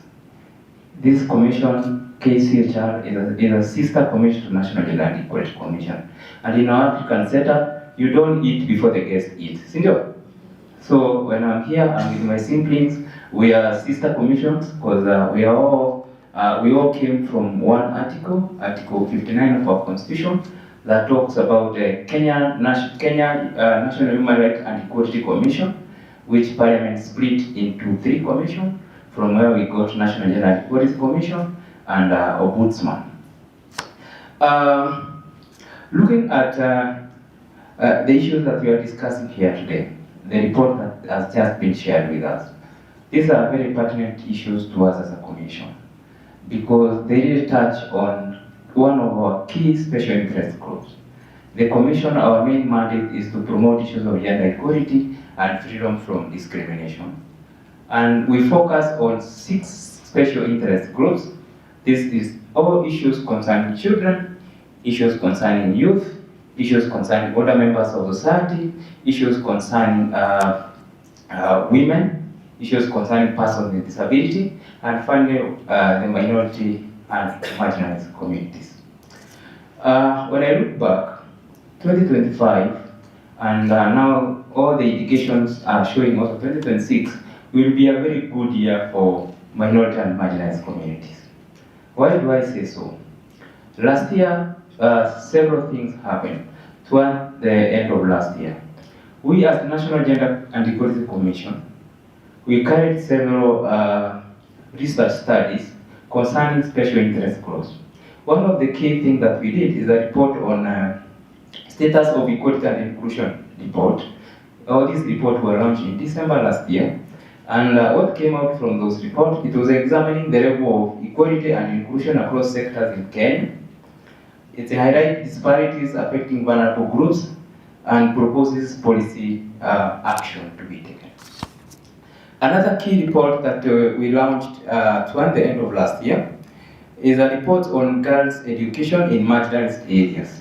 This is where we carried studies in the marginalized areas. We passed around 16 counties trying to assess are girls able to access education at the same level with the boys from these marginalized areas.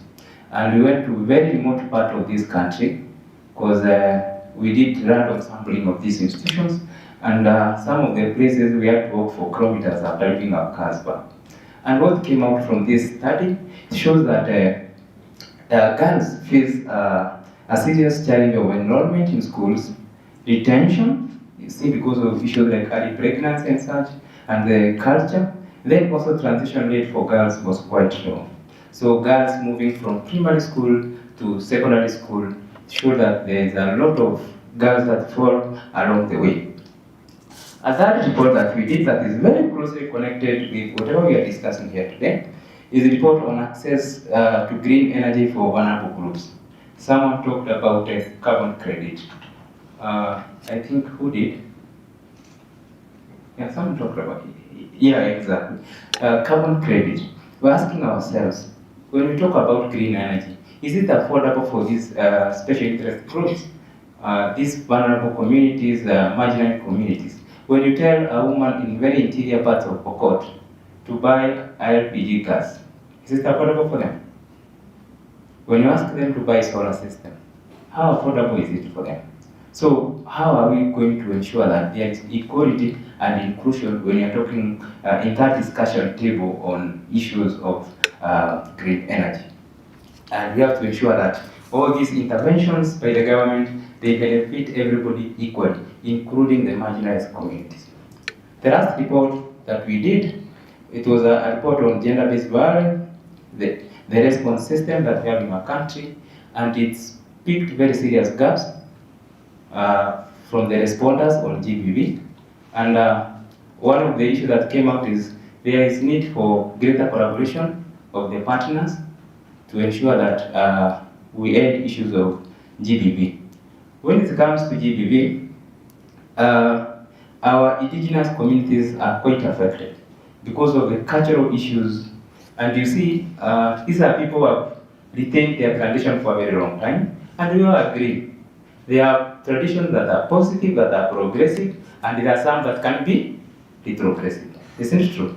So those are some of the issues that came out from that report. And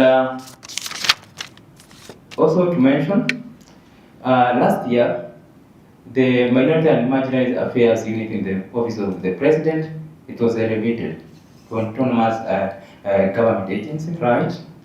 Then there was launch of the national policy on ethnic, minority, and indigenous and marginalized communities. Are those not good things that are happening? Isn't it true? Good things happening around issues of minority and marginalized. Now come to 2026, our sister commission is starting with a bang, giving us very, very important dynamic when it comes to issues of business. We are a capitalistic country. So, and everybody is chasing to get more. And along the way, as we chase to make more in life, we end up stepping on other people in the wrong way.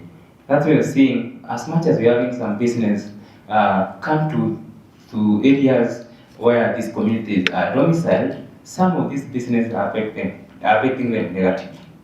And when the vice chair was talking, it reminded me of the case we had in Kericho, Tifam. Do you remember that case? The Kericho case? The sex for work or something? Yeah? Like you have to get to sleep with someone for you to get employed in those tea farms. This is a positive thing, having a business there. But you can see some negative impact is coming out of the interaction with the community, and the community ends up being affected negatively.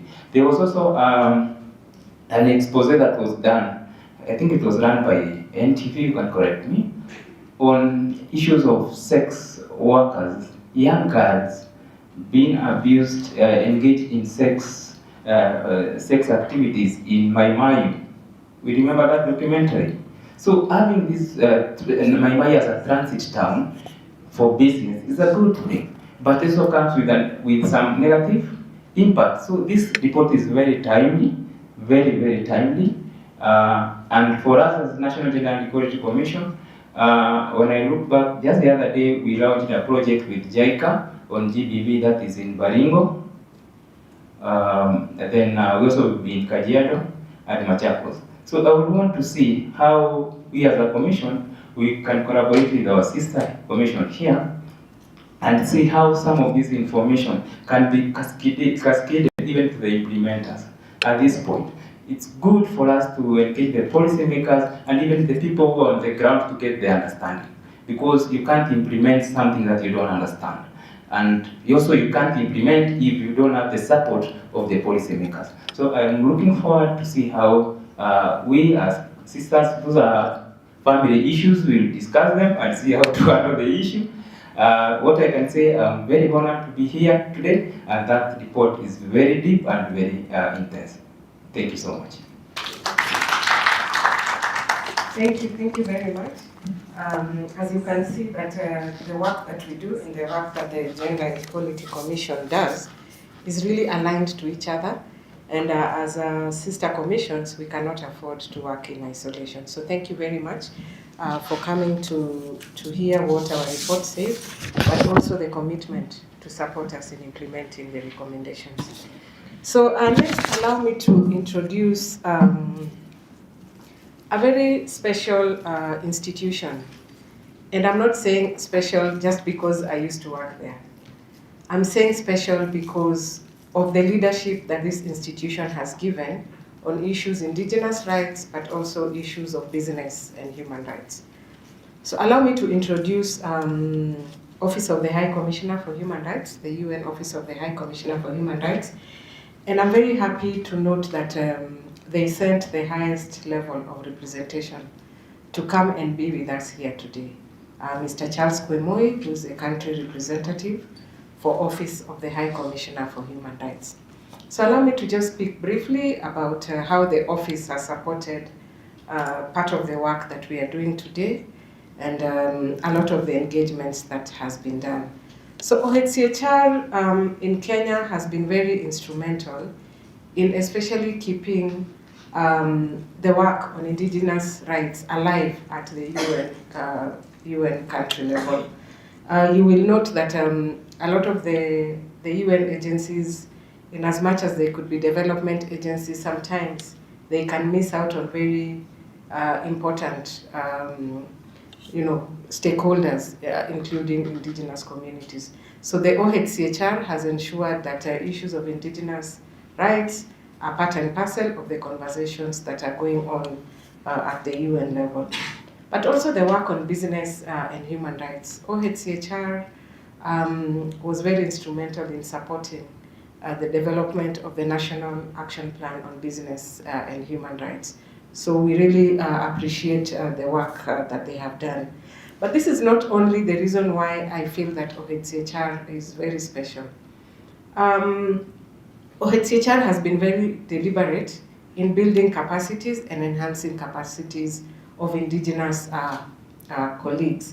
And I think we have here in the room today some people who have benefited from the fellowship as indigenous fellows, and Eunice is one of them, having been taken through serious capacity building on issues indigenous rights. But I think we also have people who've benefited from other aspects of the work human rights-based approach. When I first joined OHCHR in 2011, one of the focus areas was human rights-based approach to development. And I think I met Masese, I think around 2011, when there was very deliberate effort to enhance capacities of communities on human rights-based approach to development. And the issue of indigenous rights was quite useful. But also because OHCHR has been sometimes the link between the indigenous communities, but also with expert mechanisms. I know Kobe has really engaged with the expert mechanism on the rights of indigenous people, but also with the special rapporteur on the rights of indigenous people. Again, I think the support that was given on some research issues. I remember when there was an issue with the windmill project in I think it was in Marsabit. Then OHCHR, because the indigenous communities in Marsabit came and approached OHCHR, and OHCHR was able to engage with Kengen, was it Kengen or Kenya Power, to address the issue, and I think that was resolved. And also the issues of infrastructure and their impact on indigenous people. And I remember during the LAPSET project, there was a lot of information that was received from indigenous communities on how infrastructural developments were having impacts on indigenous communities. So allow me to just end there in terms of saying why we thought it would be very important to have OHCHR in the room today, and allow Charles to come and speak to us. And we would want also to seek their support in terms of taking the recommendations from this report forward. So karibu sana, Charles. We have also adopted him as a Kenyan. He's not a Kenyan. For those of you who think he's Kenyan, he's from Uganda, but currently we have adopted him as a Kenyan. Karibu, Charles. Thank you. Thank you very much, Madam Chair, for that very good introduction of the work that we have done to advance the work on business and human rights, but most importantly also the work on the indigenous people. Now, of course, I think Faris being our former colleague, and we are very grateful that the government and the stakeholders saw it fit to take one of our best to lead a very important organization in the country. We are really grateful for that. I am just about a year old here because I came last year in February, and I actually formed Claris, holding the fort for our office because we were transitioning the office from what used to be the resident coordinator's advisory function to now a fully-fledged country office, largely because of the great work that the team that was led by my former colleague Leah and Clarice have done. We thought that it was important that this office transitions into a fully-fledged country office. So the work that has been done is quite enormous, working with all of you. The office now has a broader mandate to support the work, including some of the recommendations that have come from this report. Now, I think it is important to introduce myself well, because Clarice has made it quite clear. I meet people like Kobe, and they all think this man is Kenyan because of the name and also because of the ethnicity. So I also want to associate with those of you who belong to the indigenous communities, because we have communities in Uganda. You may have heard about the Bennets. The Bennets speak almost the same language like me. So I have been associated with this work of indigenous people for a long time. I think in the 90s I had already started working. You know that we had a community called the Bennets that suffered more on similar challenges that you are facing here. And I was working with them, and we used to meet, I think in Southern Africa with Semirite. I think Semirite was more active then on the rights of indigenous peoples. I think even the current permanent secretary, Dr. Singoye, was more active during those days. So I have been associated with the work of these minorities for a long time. But today is a very important day for me. I thought it was important for me to come with my colleague Teddy to join all of you because of the importance that we attach to this report, not just because of the work that we have supported, but because we think it's extremely timely now to elevate the work and the advocacy of the indigenous communities. I think the colleague from GEC has enumerated a lot of developments that took place last year. But before that, you also know the work that the GEC, the COPEIs, and the Endorays have done to the African Commission on Human and People's Rights, and also the African Court, that we have quite some very good judgments that came out of there that have influenced a lot, not just the work of indigenous people here, but also for us in Uganda.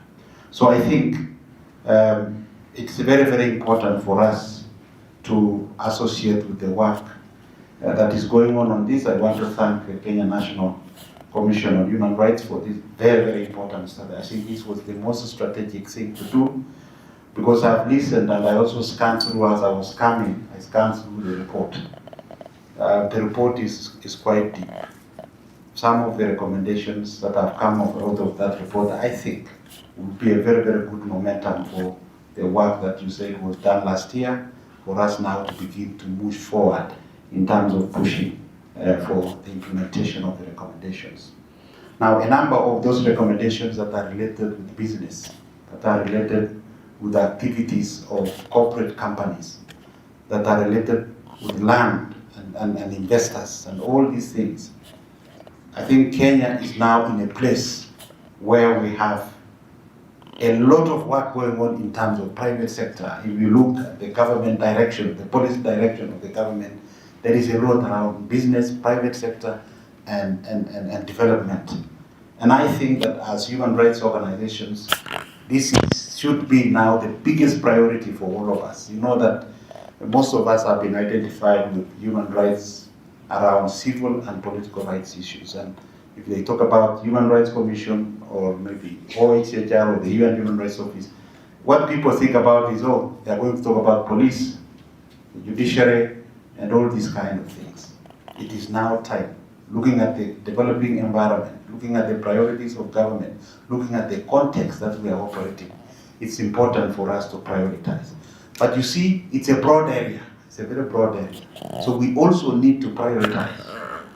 So the work on indigenous communities and businesses, for me, is quite a very good priority for us. And we would like to commit that we will continue to work with the Kenya National Commission on Human Rights to be able to support the implementation of these recommendations. Because one of the things that is coming out now clearly is that we do have a lot of recommendations out of various reports, various mechanisms. For us, we have also the Universal Periodic Review, and we have recommendations also on advancing the rights of Indigenous people in the UPR.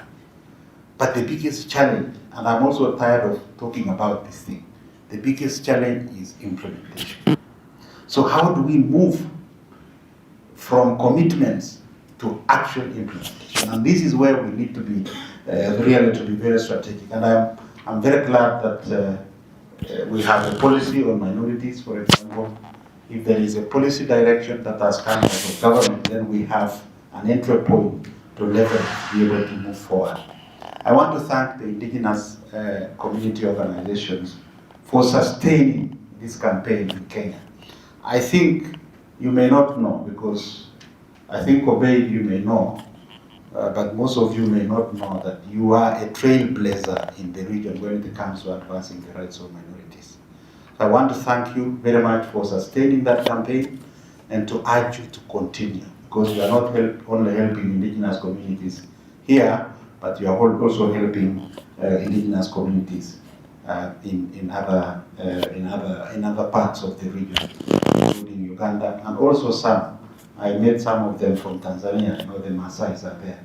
So you are leading the way. So continue to sustain those efforts. Now, when it comes to private sector and human rights, I think that I said very, very briefly that the policy direction in Kenya provides now the greatest opportunity for us to move forward. Before I came here, I was listening a lot about the government development model called, is it the bottom up economic agenda, I think. It sounds very political. Don't worry about the political side of it. But this is what we started talking about a long time when we spoke about the human rights-based approach. That how do you make sure that development policy benefits more those that are most vulnerable, that are left behind. So I think that we have an entry point there, and for us as OHCHR, we will work definitely with the Kenya National Human Rights Commission to be able to advance the areas that we think are beneficial, particularly for the Indigenous communities. But I know that this report that has been launched also needs to be disseminated, I think. We are very few here in this one. We need to find very strategic ways of ensuring that this report gets to the tables of the policymakers, that we sustain this campaign and make sure that it gets to the tables, but also most importantly, that we identify priorities of how to actualize the implementation of these recommendations. The chair has spoken about the government action plan on business and human rights. It's a broad plan which entails quite a lot of other issues. I think the strategic thing to do for us now is to begin to look at those recommendations, those initiatives within that action plan that are directly linked also to the rights of the Indigenous people, and begin to isolate them for campaign in terms of making sure that they are implemented. I spoke a little earlier about the Okiek and the Endorois decisions of the African Court and the African Commission on Human and People's Rights, and I have interacted a lot with the Kobe. They have reached us, they have come to our office severally. And very recently I had to take this initiative and discuss with somebody in government that I thought would take advantage of this and move it forward. Then they, of course, cited the rights of minorities. We have now launched a policy. Because of this policy direction, now we have a clear roadmap on how to support it. They also say the problem with the decisions of the African Court and the African Commission, Kobe, don't worry, I'm sure you are bored about this, you've been following it.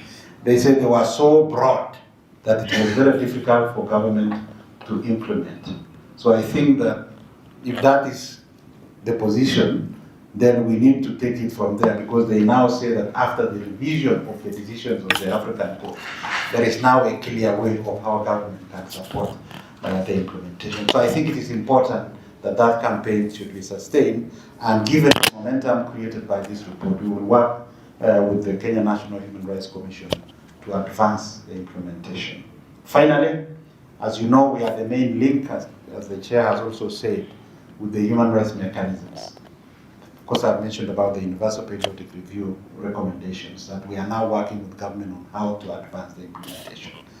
I now think that it is very important for us, I think, Chair, to look at those recommendations from that UPR, because within the UN country team, we were leading the discussion on how do we prioritize the recommendations, so that the agencies of government, of the UN, that are supporting implementation of the various sectors, including issues around land rights, that is FAO, including issues around infrastructure and the rest of the others, begin to look at those recommendations as part of their own priorities. So it's a kind of a strategy that we need to employ to make sure that slowly we make sure that some of these are implemented. So that is on the UPR. There is an action plan that is being developed. So I think it is important for us to pick some of these recommendations emerging from here and see how we can prioritize. And then we have other treaty bodies. We know that there is recommendation to ensure that the government ratifies the Treaty on Indigenous People. This is extremely important.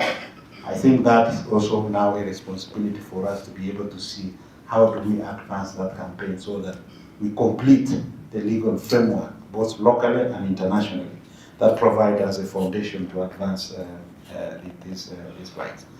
And then, of course, we have the special procedures mechanisms.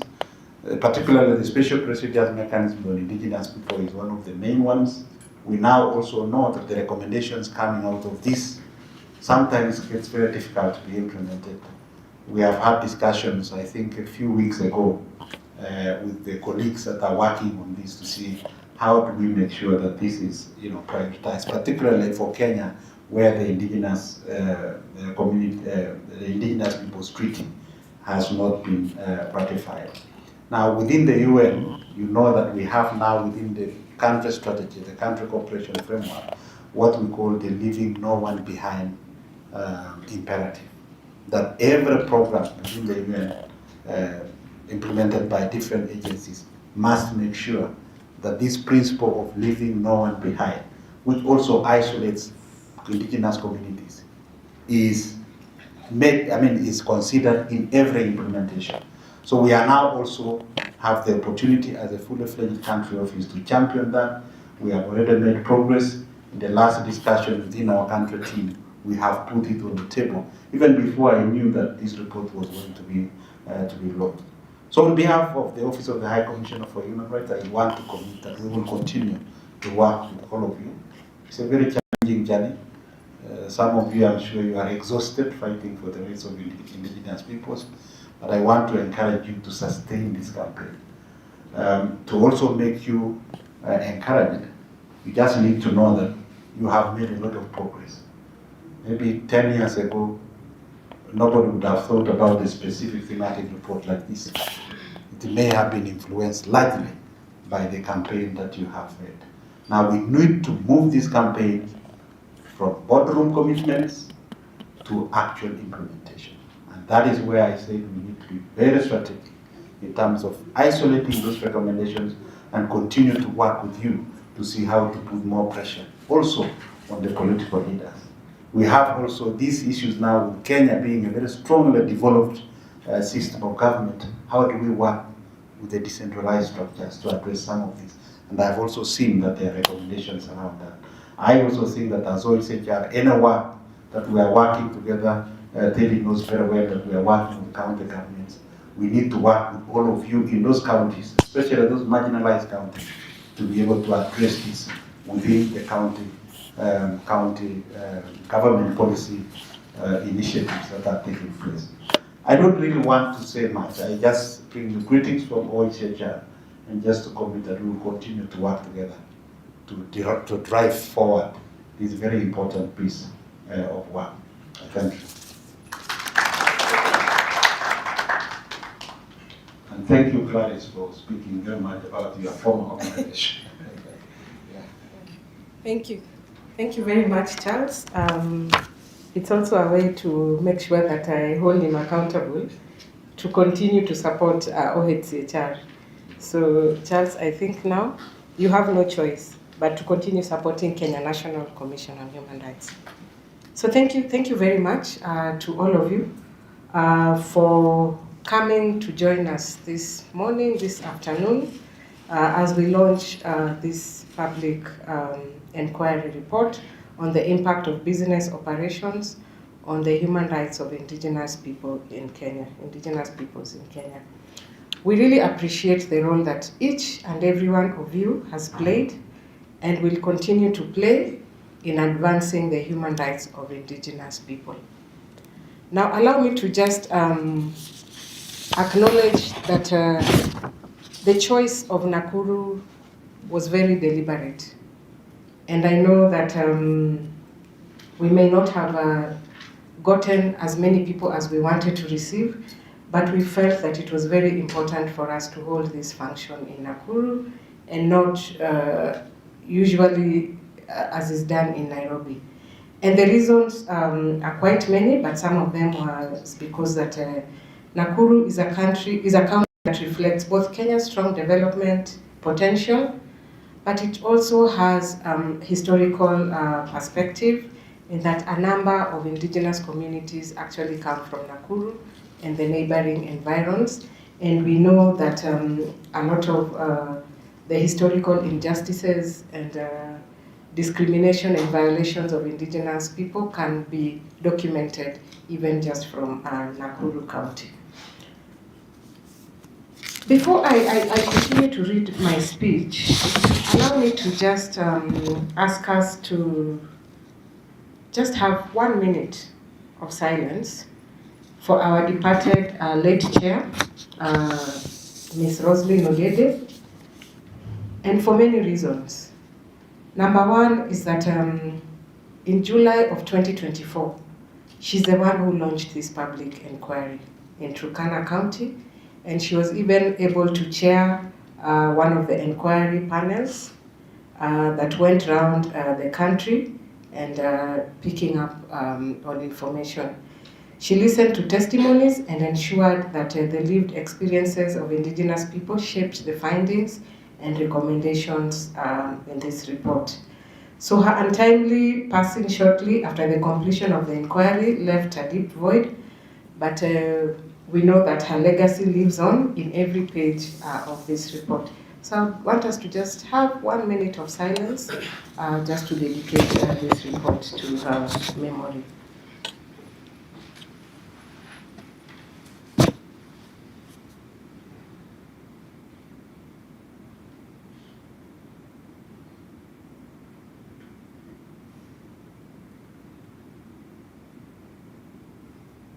Thank you.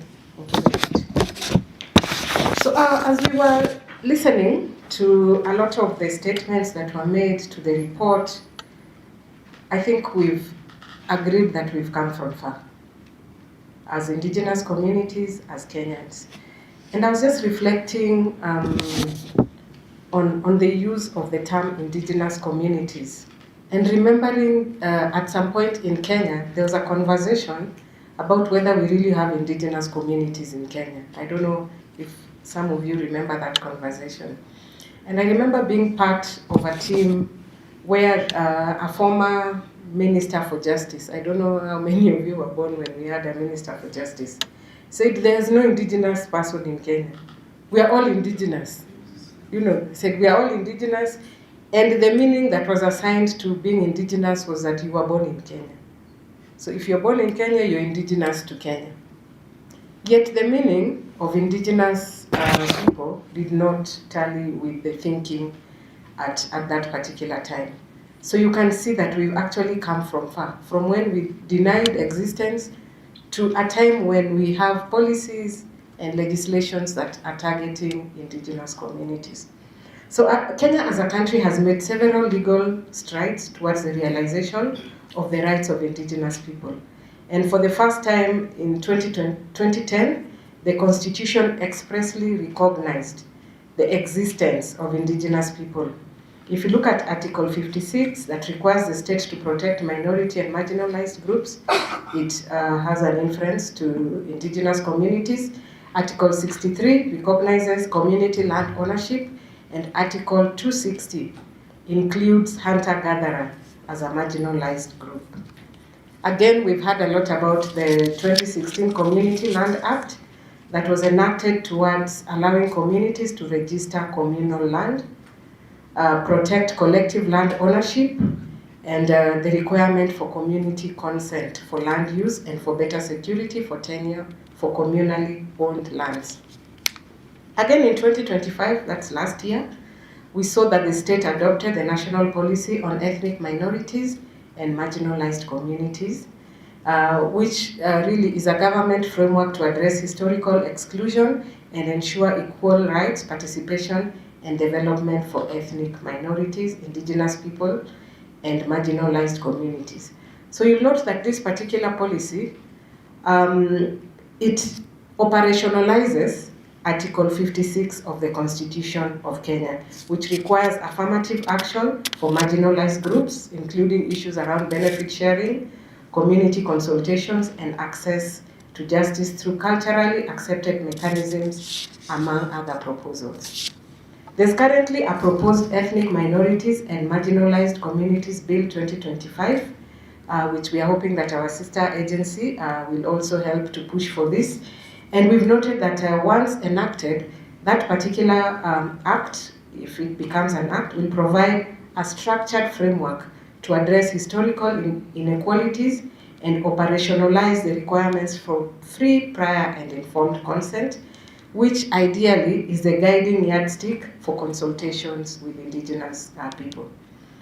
And we've seen that there's an establishment of a department in the Office of the President to handle minority issues, which for us further signals a growing national commitment to inclusivity and equality.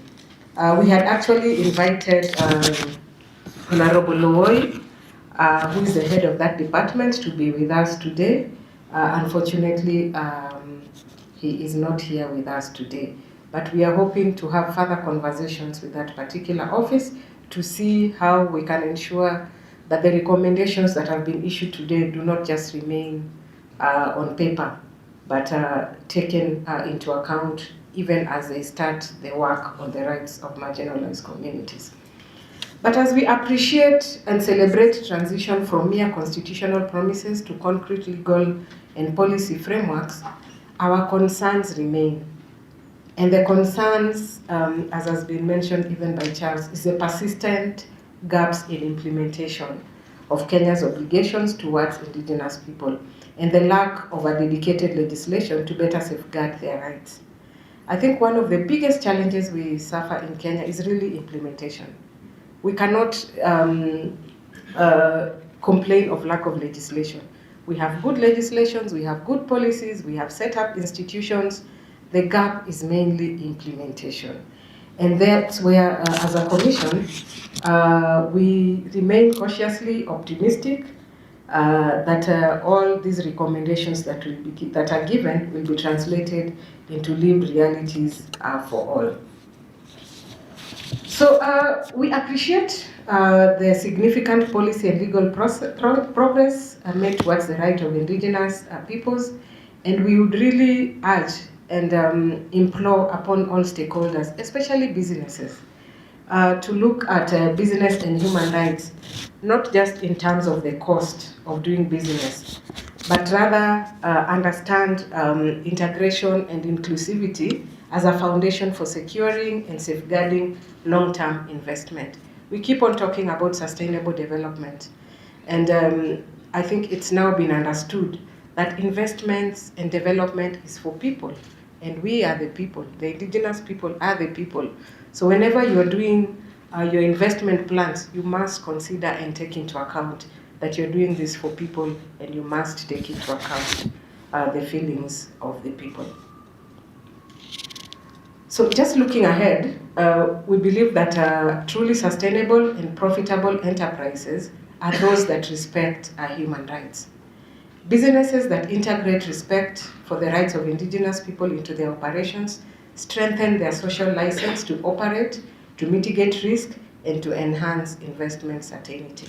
And I'm hoping that our colleague from the Chamber of Commerce will continue to engage with us even as we push for businesses to be accountable. So allow me just to speak briefly about the Commission. That this work that the Commission has done really aligns to the mandate that the Commission has. And as you've been told, we are established under Article 59 of the Constitution, and we have taken our mandate very broadly to ensure that we continue to contribute towards the promotion and protection of human rights. So we perform this mandate by receiving and investigating complaints, by conducting public inquiries, which this was one of them, and also fact-finding missions. We also undertake public interest litigation, and I think we've engaged quite a lot on the work around the rights of Indigenous rights and gone to court on a number of issues. But we also support legislative review, and we carry out awareness and training on human rights. So over the years, the Commission, for those of you who may not know, has consistently engaged with the rights of Indigenous people. In 2014, the Commission deployed a fact-finding mission to Embobut Forest following reports of forced evictions by Kenya Forest Service, where we documented violations including excessive force and destruction of property. Between 2016 and 2018, the Commission conducted several missions to Embobut. We supported inquests and legal processes following fresh evictions and accompanied the families of victims, including, for example, the family of the late Robert Kirotich. And we have supported public interest litigation involving the Ogiek of Mau and Chep Kitale, and engaged in processes related to other forest dwelling and pastoralist communities. Again, as we have said, the Commission was very instrumental in the development of the National Action Plan, and we ensured that there was public participation and consultations in counties such as Turkana and in the North Rift. At the regional level, the Commission has supported advocacy around the landmark decisions of the African Commission, the African Court in favor of the Endorois and Ogiek of Mau, and we consistently continue to call for full implementation of these decisions and raise awareness, especially on the ongoing evictions, continuing ongoing evictions and the non-compliance with the recommendations from the mechanisms. And really, a lot of the work that the Commission is doing has been drawn from these decisions, including from the Endorois decision and the Ogiek decision, and this continues to inform the work that we do on issues around rights to land, rights to culture, religion, and development. So for this particular public inquiry, the report ideally sought to identify the main types of business activities operating on lands occupied or claimed by Indigenous people, but to also understand patterns and trends in their adverse impacts, and then assess the effectiveness of existing legal policy and institutional frameworks and remedy mechanisms, but more importantly, to set out clear, actionable recommendations for reform, for corporate accountability, and for community empowerment. So the report is really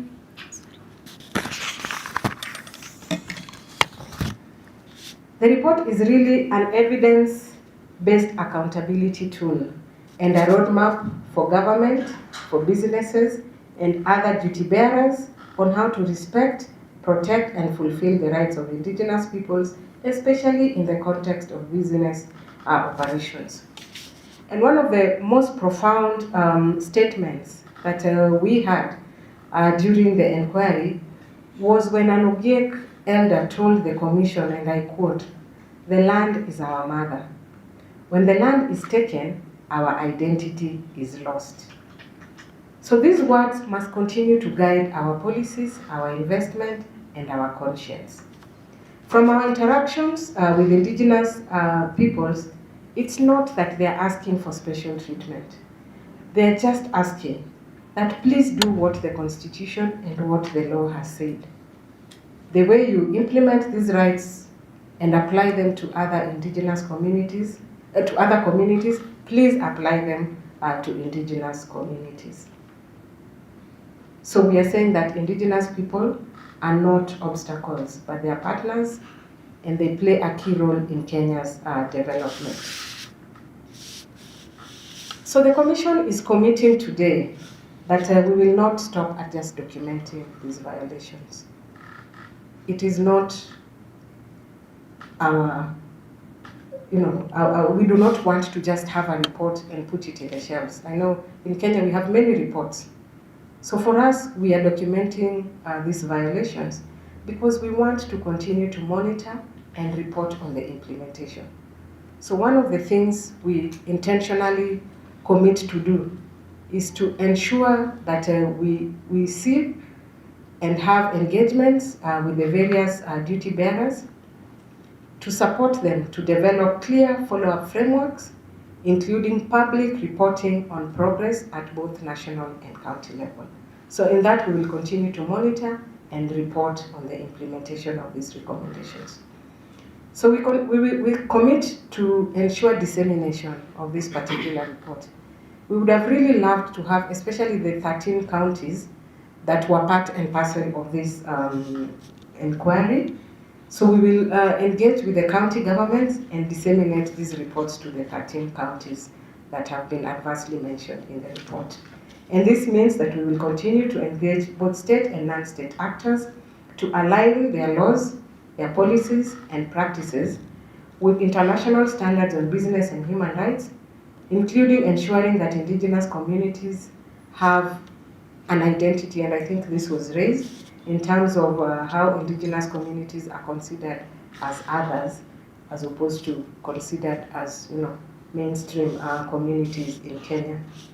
But we also commit to continue to support Indigenous communities, but other communities who support Indigenous rights to access justice through fact-finding, through investigations, through advisory opinions, and where appropriate, to continue to undertake strategic litigation. And we commit to continue to work with partners, the UN, the county governments, the development partners, and here just to acknowledge the role that the Norwegian embassy has continued to support the work that the Commission does on issues business and human rights. And we also commit to continue working with Indigenous human rights defenders.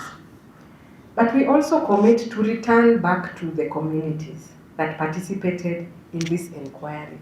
Because a number of times people come, do researches, and they put the reports on the shelves and forget to follow up. So we commit to follow up, do assessments to determine what has changed. Because for us, we want to see real change in the lives of those who, this report was done on their behalf, and to share those findings publicly. We continue to commit that we will, encourage duty bearers who will have acted to support implementation of this report, but we will also engage closely with those who will have failed to act and who will need to do something to ensure that this report becomes a reality. So basically what we are saying, we are committing not to have this report gather dust on shelves. And we acknowledge that the work must be in partnership with government, with businesses, with county leaders, with civil society, the media, ordinary citizens, for us to treat the protection of Indigenous people as a human rights imperative, a development necessity, and a constitutional duty. As I conclude, allow me to appreciate the following. My fellow commissioners, I was not there when this commission was commissioned, but they continued to support the work that was done.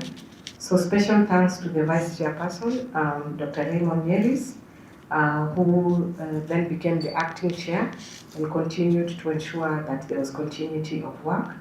Allow me to acknowledge Professor Marion Mutugi, Dr. Dennis Wamalwa, and Honorable Saya Bonaya, who also served as panelists in the public inquiry as well as the CEO, but also our dedicated legal team, our regional coordinators, and all KNCHR staff for their dedication and professionalism. Allow me to extend our gratitude to our partners, in particular the Royal Norwegian Embassy. As I mentioned, they've contributed a lot to this inquiry, but also the Office of the UN High Commissioner for Human Rights for their invaluable support and collaboration. But above all, allow me to honor the communities, because we would not be here today if it's not for the communities. The Ogiek, the Sengwer, the Endorois, I remember we were told to say the Cherangani. Sengwer Cherangani. The Endorois, the Ilchamus, the Masai, the Turkana, Rendile, Sakui, Boni, Wailana, Yaku, and many others who came forward to testify. Your courage and trust is in the process is really why we have this report today. We would not be here if it was not for all of you. So it is my pleasure now to officially launch the report of the public inquiry on the impact of business operations on the human rights of Indigenous people in Kenya. And I invite all of you to engage with its contents and work with the Commission and with Indigenous communities in implementing its recommendations. Thank you all. God bless you. God bless the Indigenous people of Kenya, and God bless our country, Kenya. Haki kwa wote. Kila wakati. Na kila wakati. Haki kwa wote. Thank you very much. Okay, thank you very much, Chair. I request you don't take your seat so that we do the symbol of the launch. So you've already launched officially, but we are around to do the symbol of the launch. So I'll invite you together with the VC and your guests. Kindly join her as we unveil the report.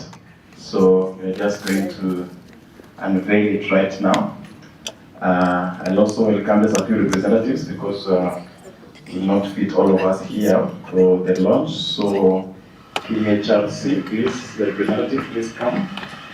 The Chamber of Commerce, the representative, please come. Agnes, please. I've seen Daniel is here, Kobe. Yes, the consultant, please. So these are just a few representatives. Once we've launched, then we are going to CEDGG. I need your representative. Calvin, please come. And last, NLAS, National Legal, please. Need your representative too. Yes, so at least every organization is represented. Eunice, please join us here.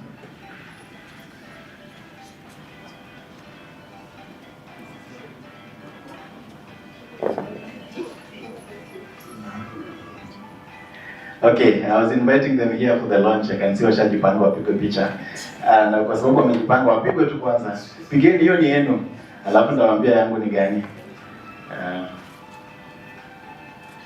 I don't know that the lighting is good enough or we'll do with it. Okay, so now we're going to do the launch. So I'll request the chairperson together with the team at the center just climb on the podium. The rest of us, we can just move aside kidogo tu. We'll join them at some point.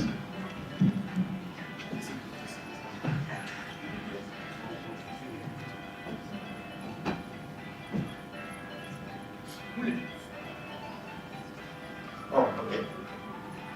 So let's have one team on that side, the other team on this side. Please join them. Join them on that side. So they're able to see that. That side. They're supposed to be part of the place to pick your character.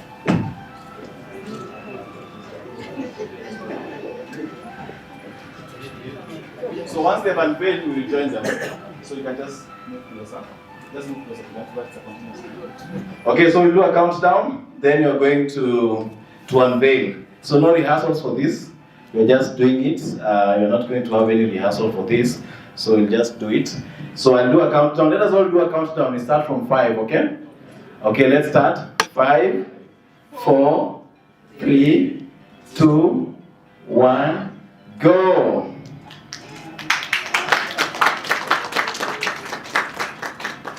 Yes, you can now cut the ribbon. Thank you very much. You can unveil completely, Then we have some copies there. Yeah, you can take some copies. Chair, you can dish them out. Vice Chair, you can assist on the other side. Let's have each of you holding a copy. Thank you, Alex. You're doing a good job. Let's have all of them holding a copy. And now you can come closer. The way you had posed earlier, now you can pose for the photo from wherever you're standing. Kobe, please get a copy. Yes, yes. Okay, you can now pose for a photo. Everyone display your copy for the cameras in your picture gazette. So make sure you smile. The DCC is here. Please join us. ACC, the ACC is here. Yeah, karibu sana, karibu sana. Just get a copy and then you join the team. You've arrived just in time. I need one more copy. Okay, that's fine. That's fine. Okay, let's have that photo. Okay, smiles. Tusikasirike. Yeah, thank you very much. You need that smile. And then now, remove the ribbons from your books. Then you take another one. Some of you are ahead of class. They're already removed. But it's okay. So display.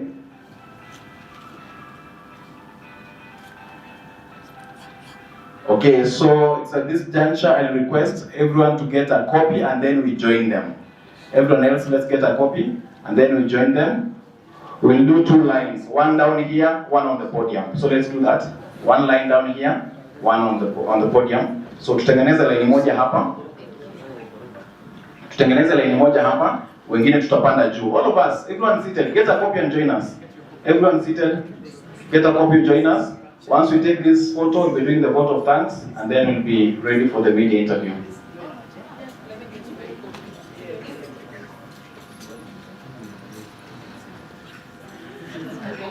Wale tuko digital kabisa, there's a QR code here. You can scan later on to get the full report, the soft copy version.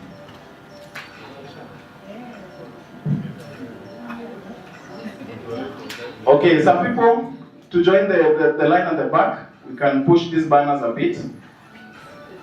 Everyone should have a copy. If you don't, kindly just ask for one. Someone will give you the copy.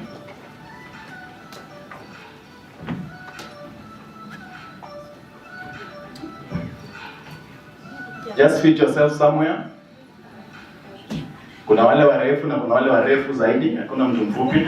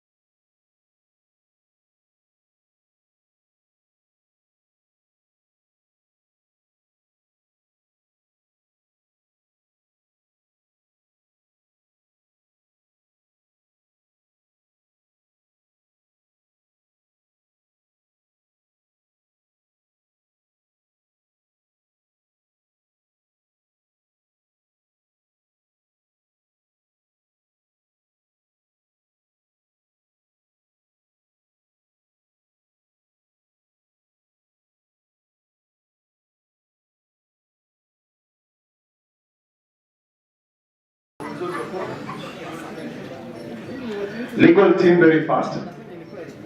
If you're a lawyer, if you're an advocate, kuja mpige picha na chair. Then the communities.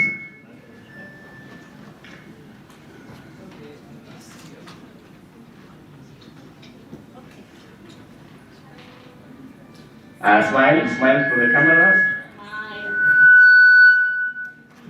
Those are voices from the land. Yeah, voices from the land.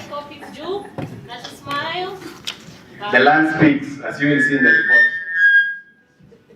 Thank you very much. Let's have the communities representatives please come take a photo with the chairperson.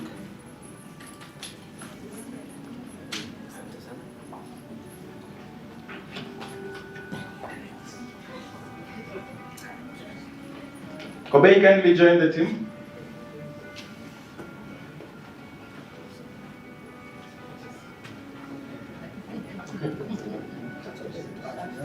I smile. You are the people who made this possible, and the journey continues.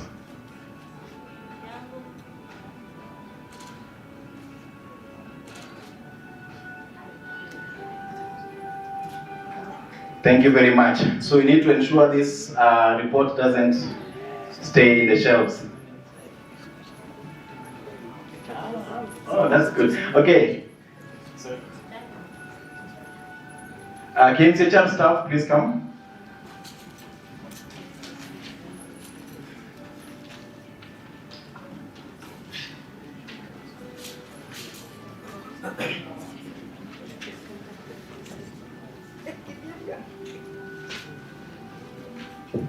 So after this, we'll take one more photo. The commission leadership with the ACC. As I said, you arrived in time. So after this photo, oh, the commission team. I need a copy. Someone give me a copy.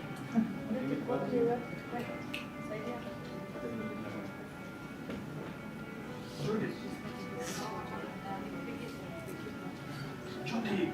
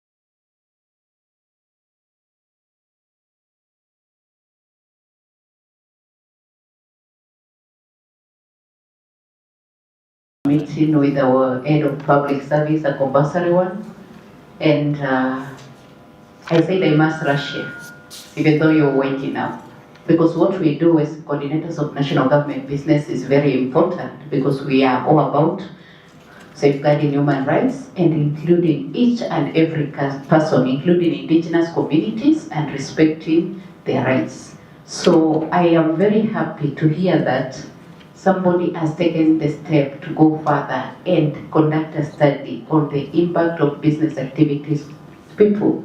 Because when we are enforcing the law, when we are coordinating government business, when we are conducting development, all these things, we need to be informed.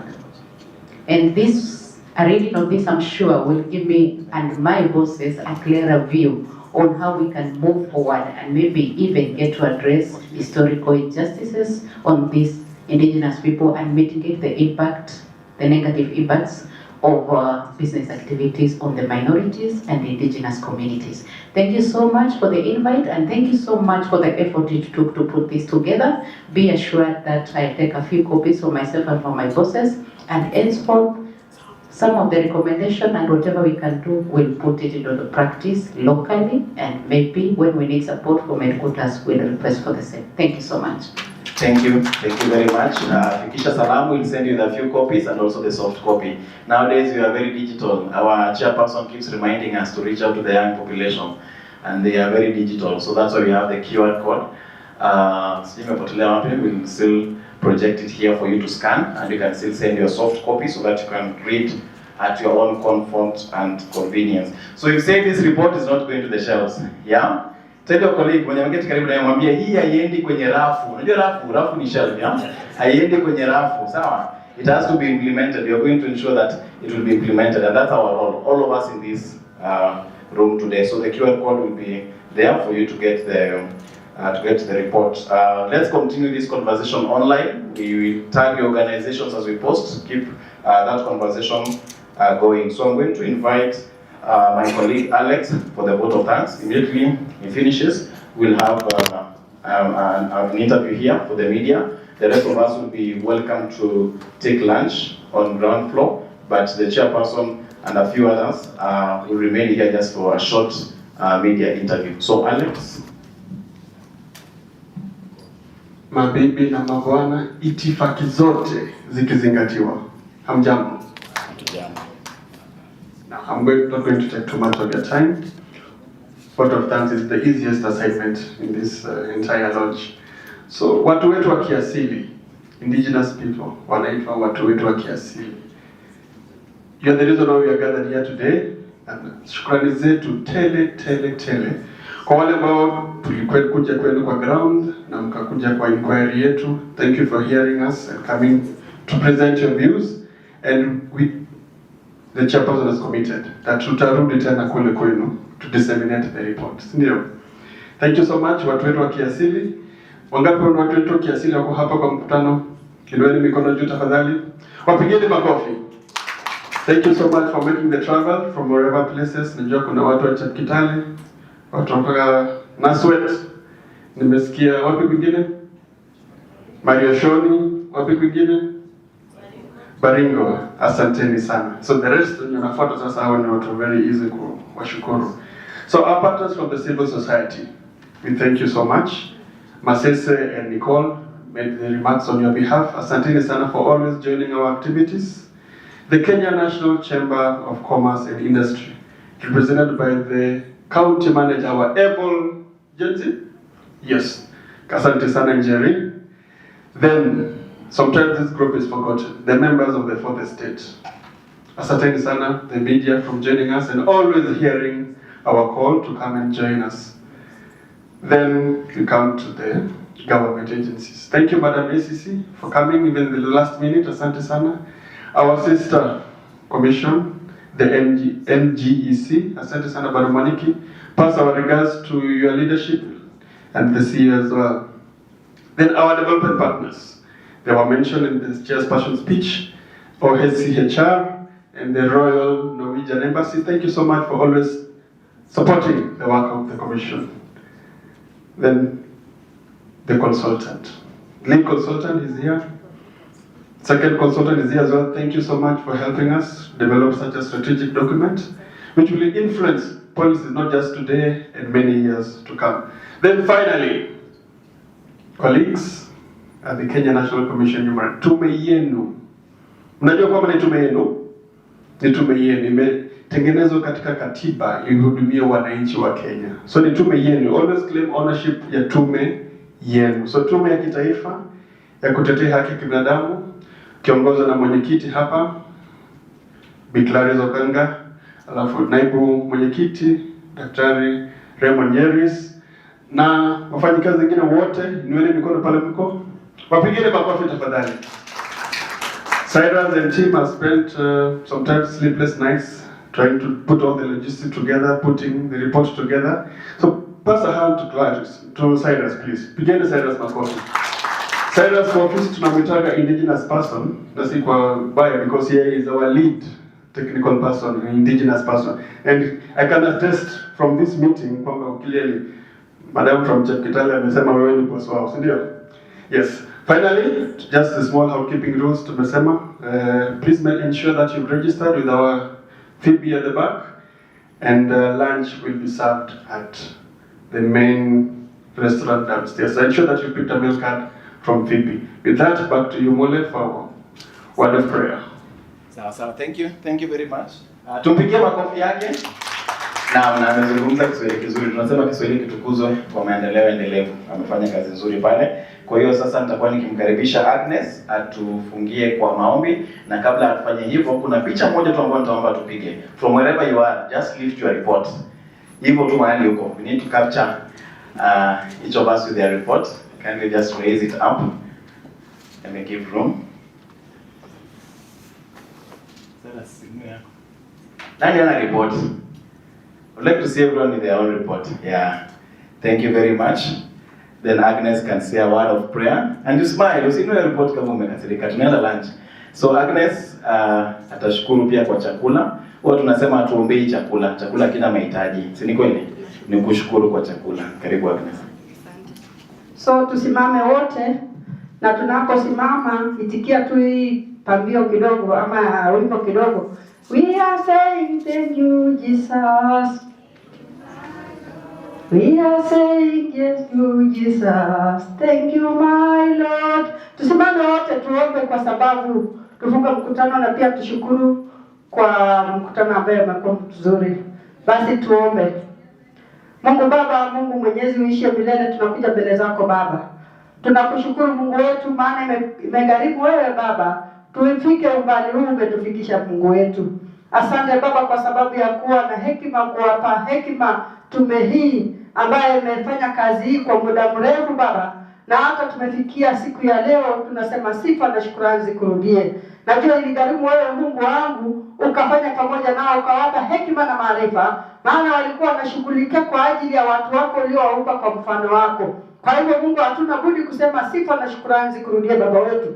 Asante Mungu kwa sababu ni wewe uliweka kila mtu mmoja mmoja kwa kabila lake na hata kwa sehemu hii Mungu wangu. Maana wewe ndio uliweka kila mtu sehemu hii ya Kenya Mungu. Baba tunashukuru maana siku ya leo tumeweza kuona mapenzi yako yakitendeka. Asante Baba kwa ajili hata na rais wetu ambaye aliweza kuzindua Baba katika ofisi yake ama katika ikulu mambo ya jamii ndogo ndogo Mungu wangu. Tunaomba tuombee Kenya hii ukaibariki. Watu waendelee kuwa pamoja Baba, wakifikiria juu ya watu wao wanaowaongoza Baba. Tazama mkutano wa leo Mungu umeshughulika. Tumeweza kusafiri tukitumia magari iliyotengenezwa na wanadamu, lakini Mungu umetufikisha tukiwa wazima, tunasema ni asante. Baba tazama tunaenda kutamatisha kipindi hiki sasa. Tunaomba Mungu uwe pamoja nasi Mungu. Tazama hatua ambayo imechukuliwa Baba, uweze kuwasaidia, uwape hekima na maarifa Mungu wangu. Maana ulisema ya kwamba watu wako wanaangamia kwa kukosa maarifa. Tunaomba maarifa hiyo siku ya leo Baba wetu, ili mambo haya yote ambayo tumesikia na kufanya iweze kutimilika katika jina la Yesu. Baba tazama wakati huu tunaenda kuachana kimwili Mungu, na utufunganishe tutakaposafiri Baba wetu. Tunajua wengi wanasafiri kutumia magari yaliyotengenezwa na wanadamu. Tunaomba amani barabarani Jehova Jire. Tunakataa ajali katika jina la Yesu ipate kushindwa. Wacha watu wako wasafiri salama na wafike salama Baba. Tazama hata siku ya leo tumeandaliwa chakula Mungu. Tunashukuru maana tumepata nafasi ya kuwa na chakula Jehova Jire. Kuna wengine hawana vyakula, lakini sisi ambao tunapata nafasi hii tunastahili kukushukuru na kusema ni asante. Baba mkutano na ufunganisha kwa neno lako Baba. Tunapoachana uwe pamoja nasi, na tutakapokutana wakati mwingine tutakushukuru na kuinua jina lako. Na ni katika jina la Baba na la Mwana na la Roho Mtakatifu tumeomba. Amen.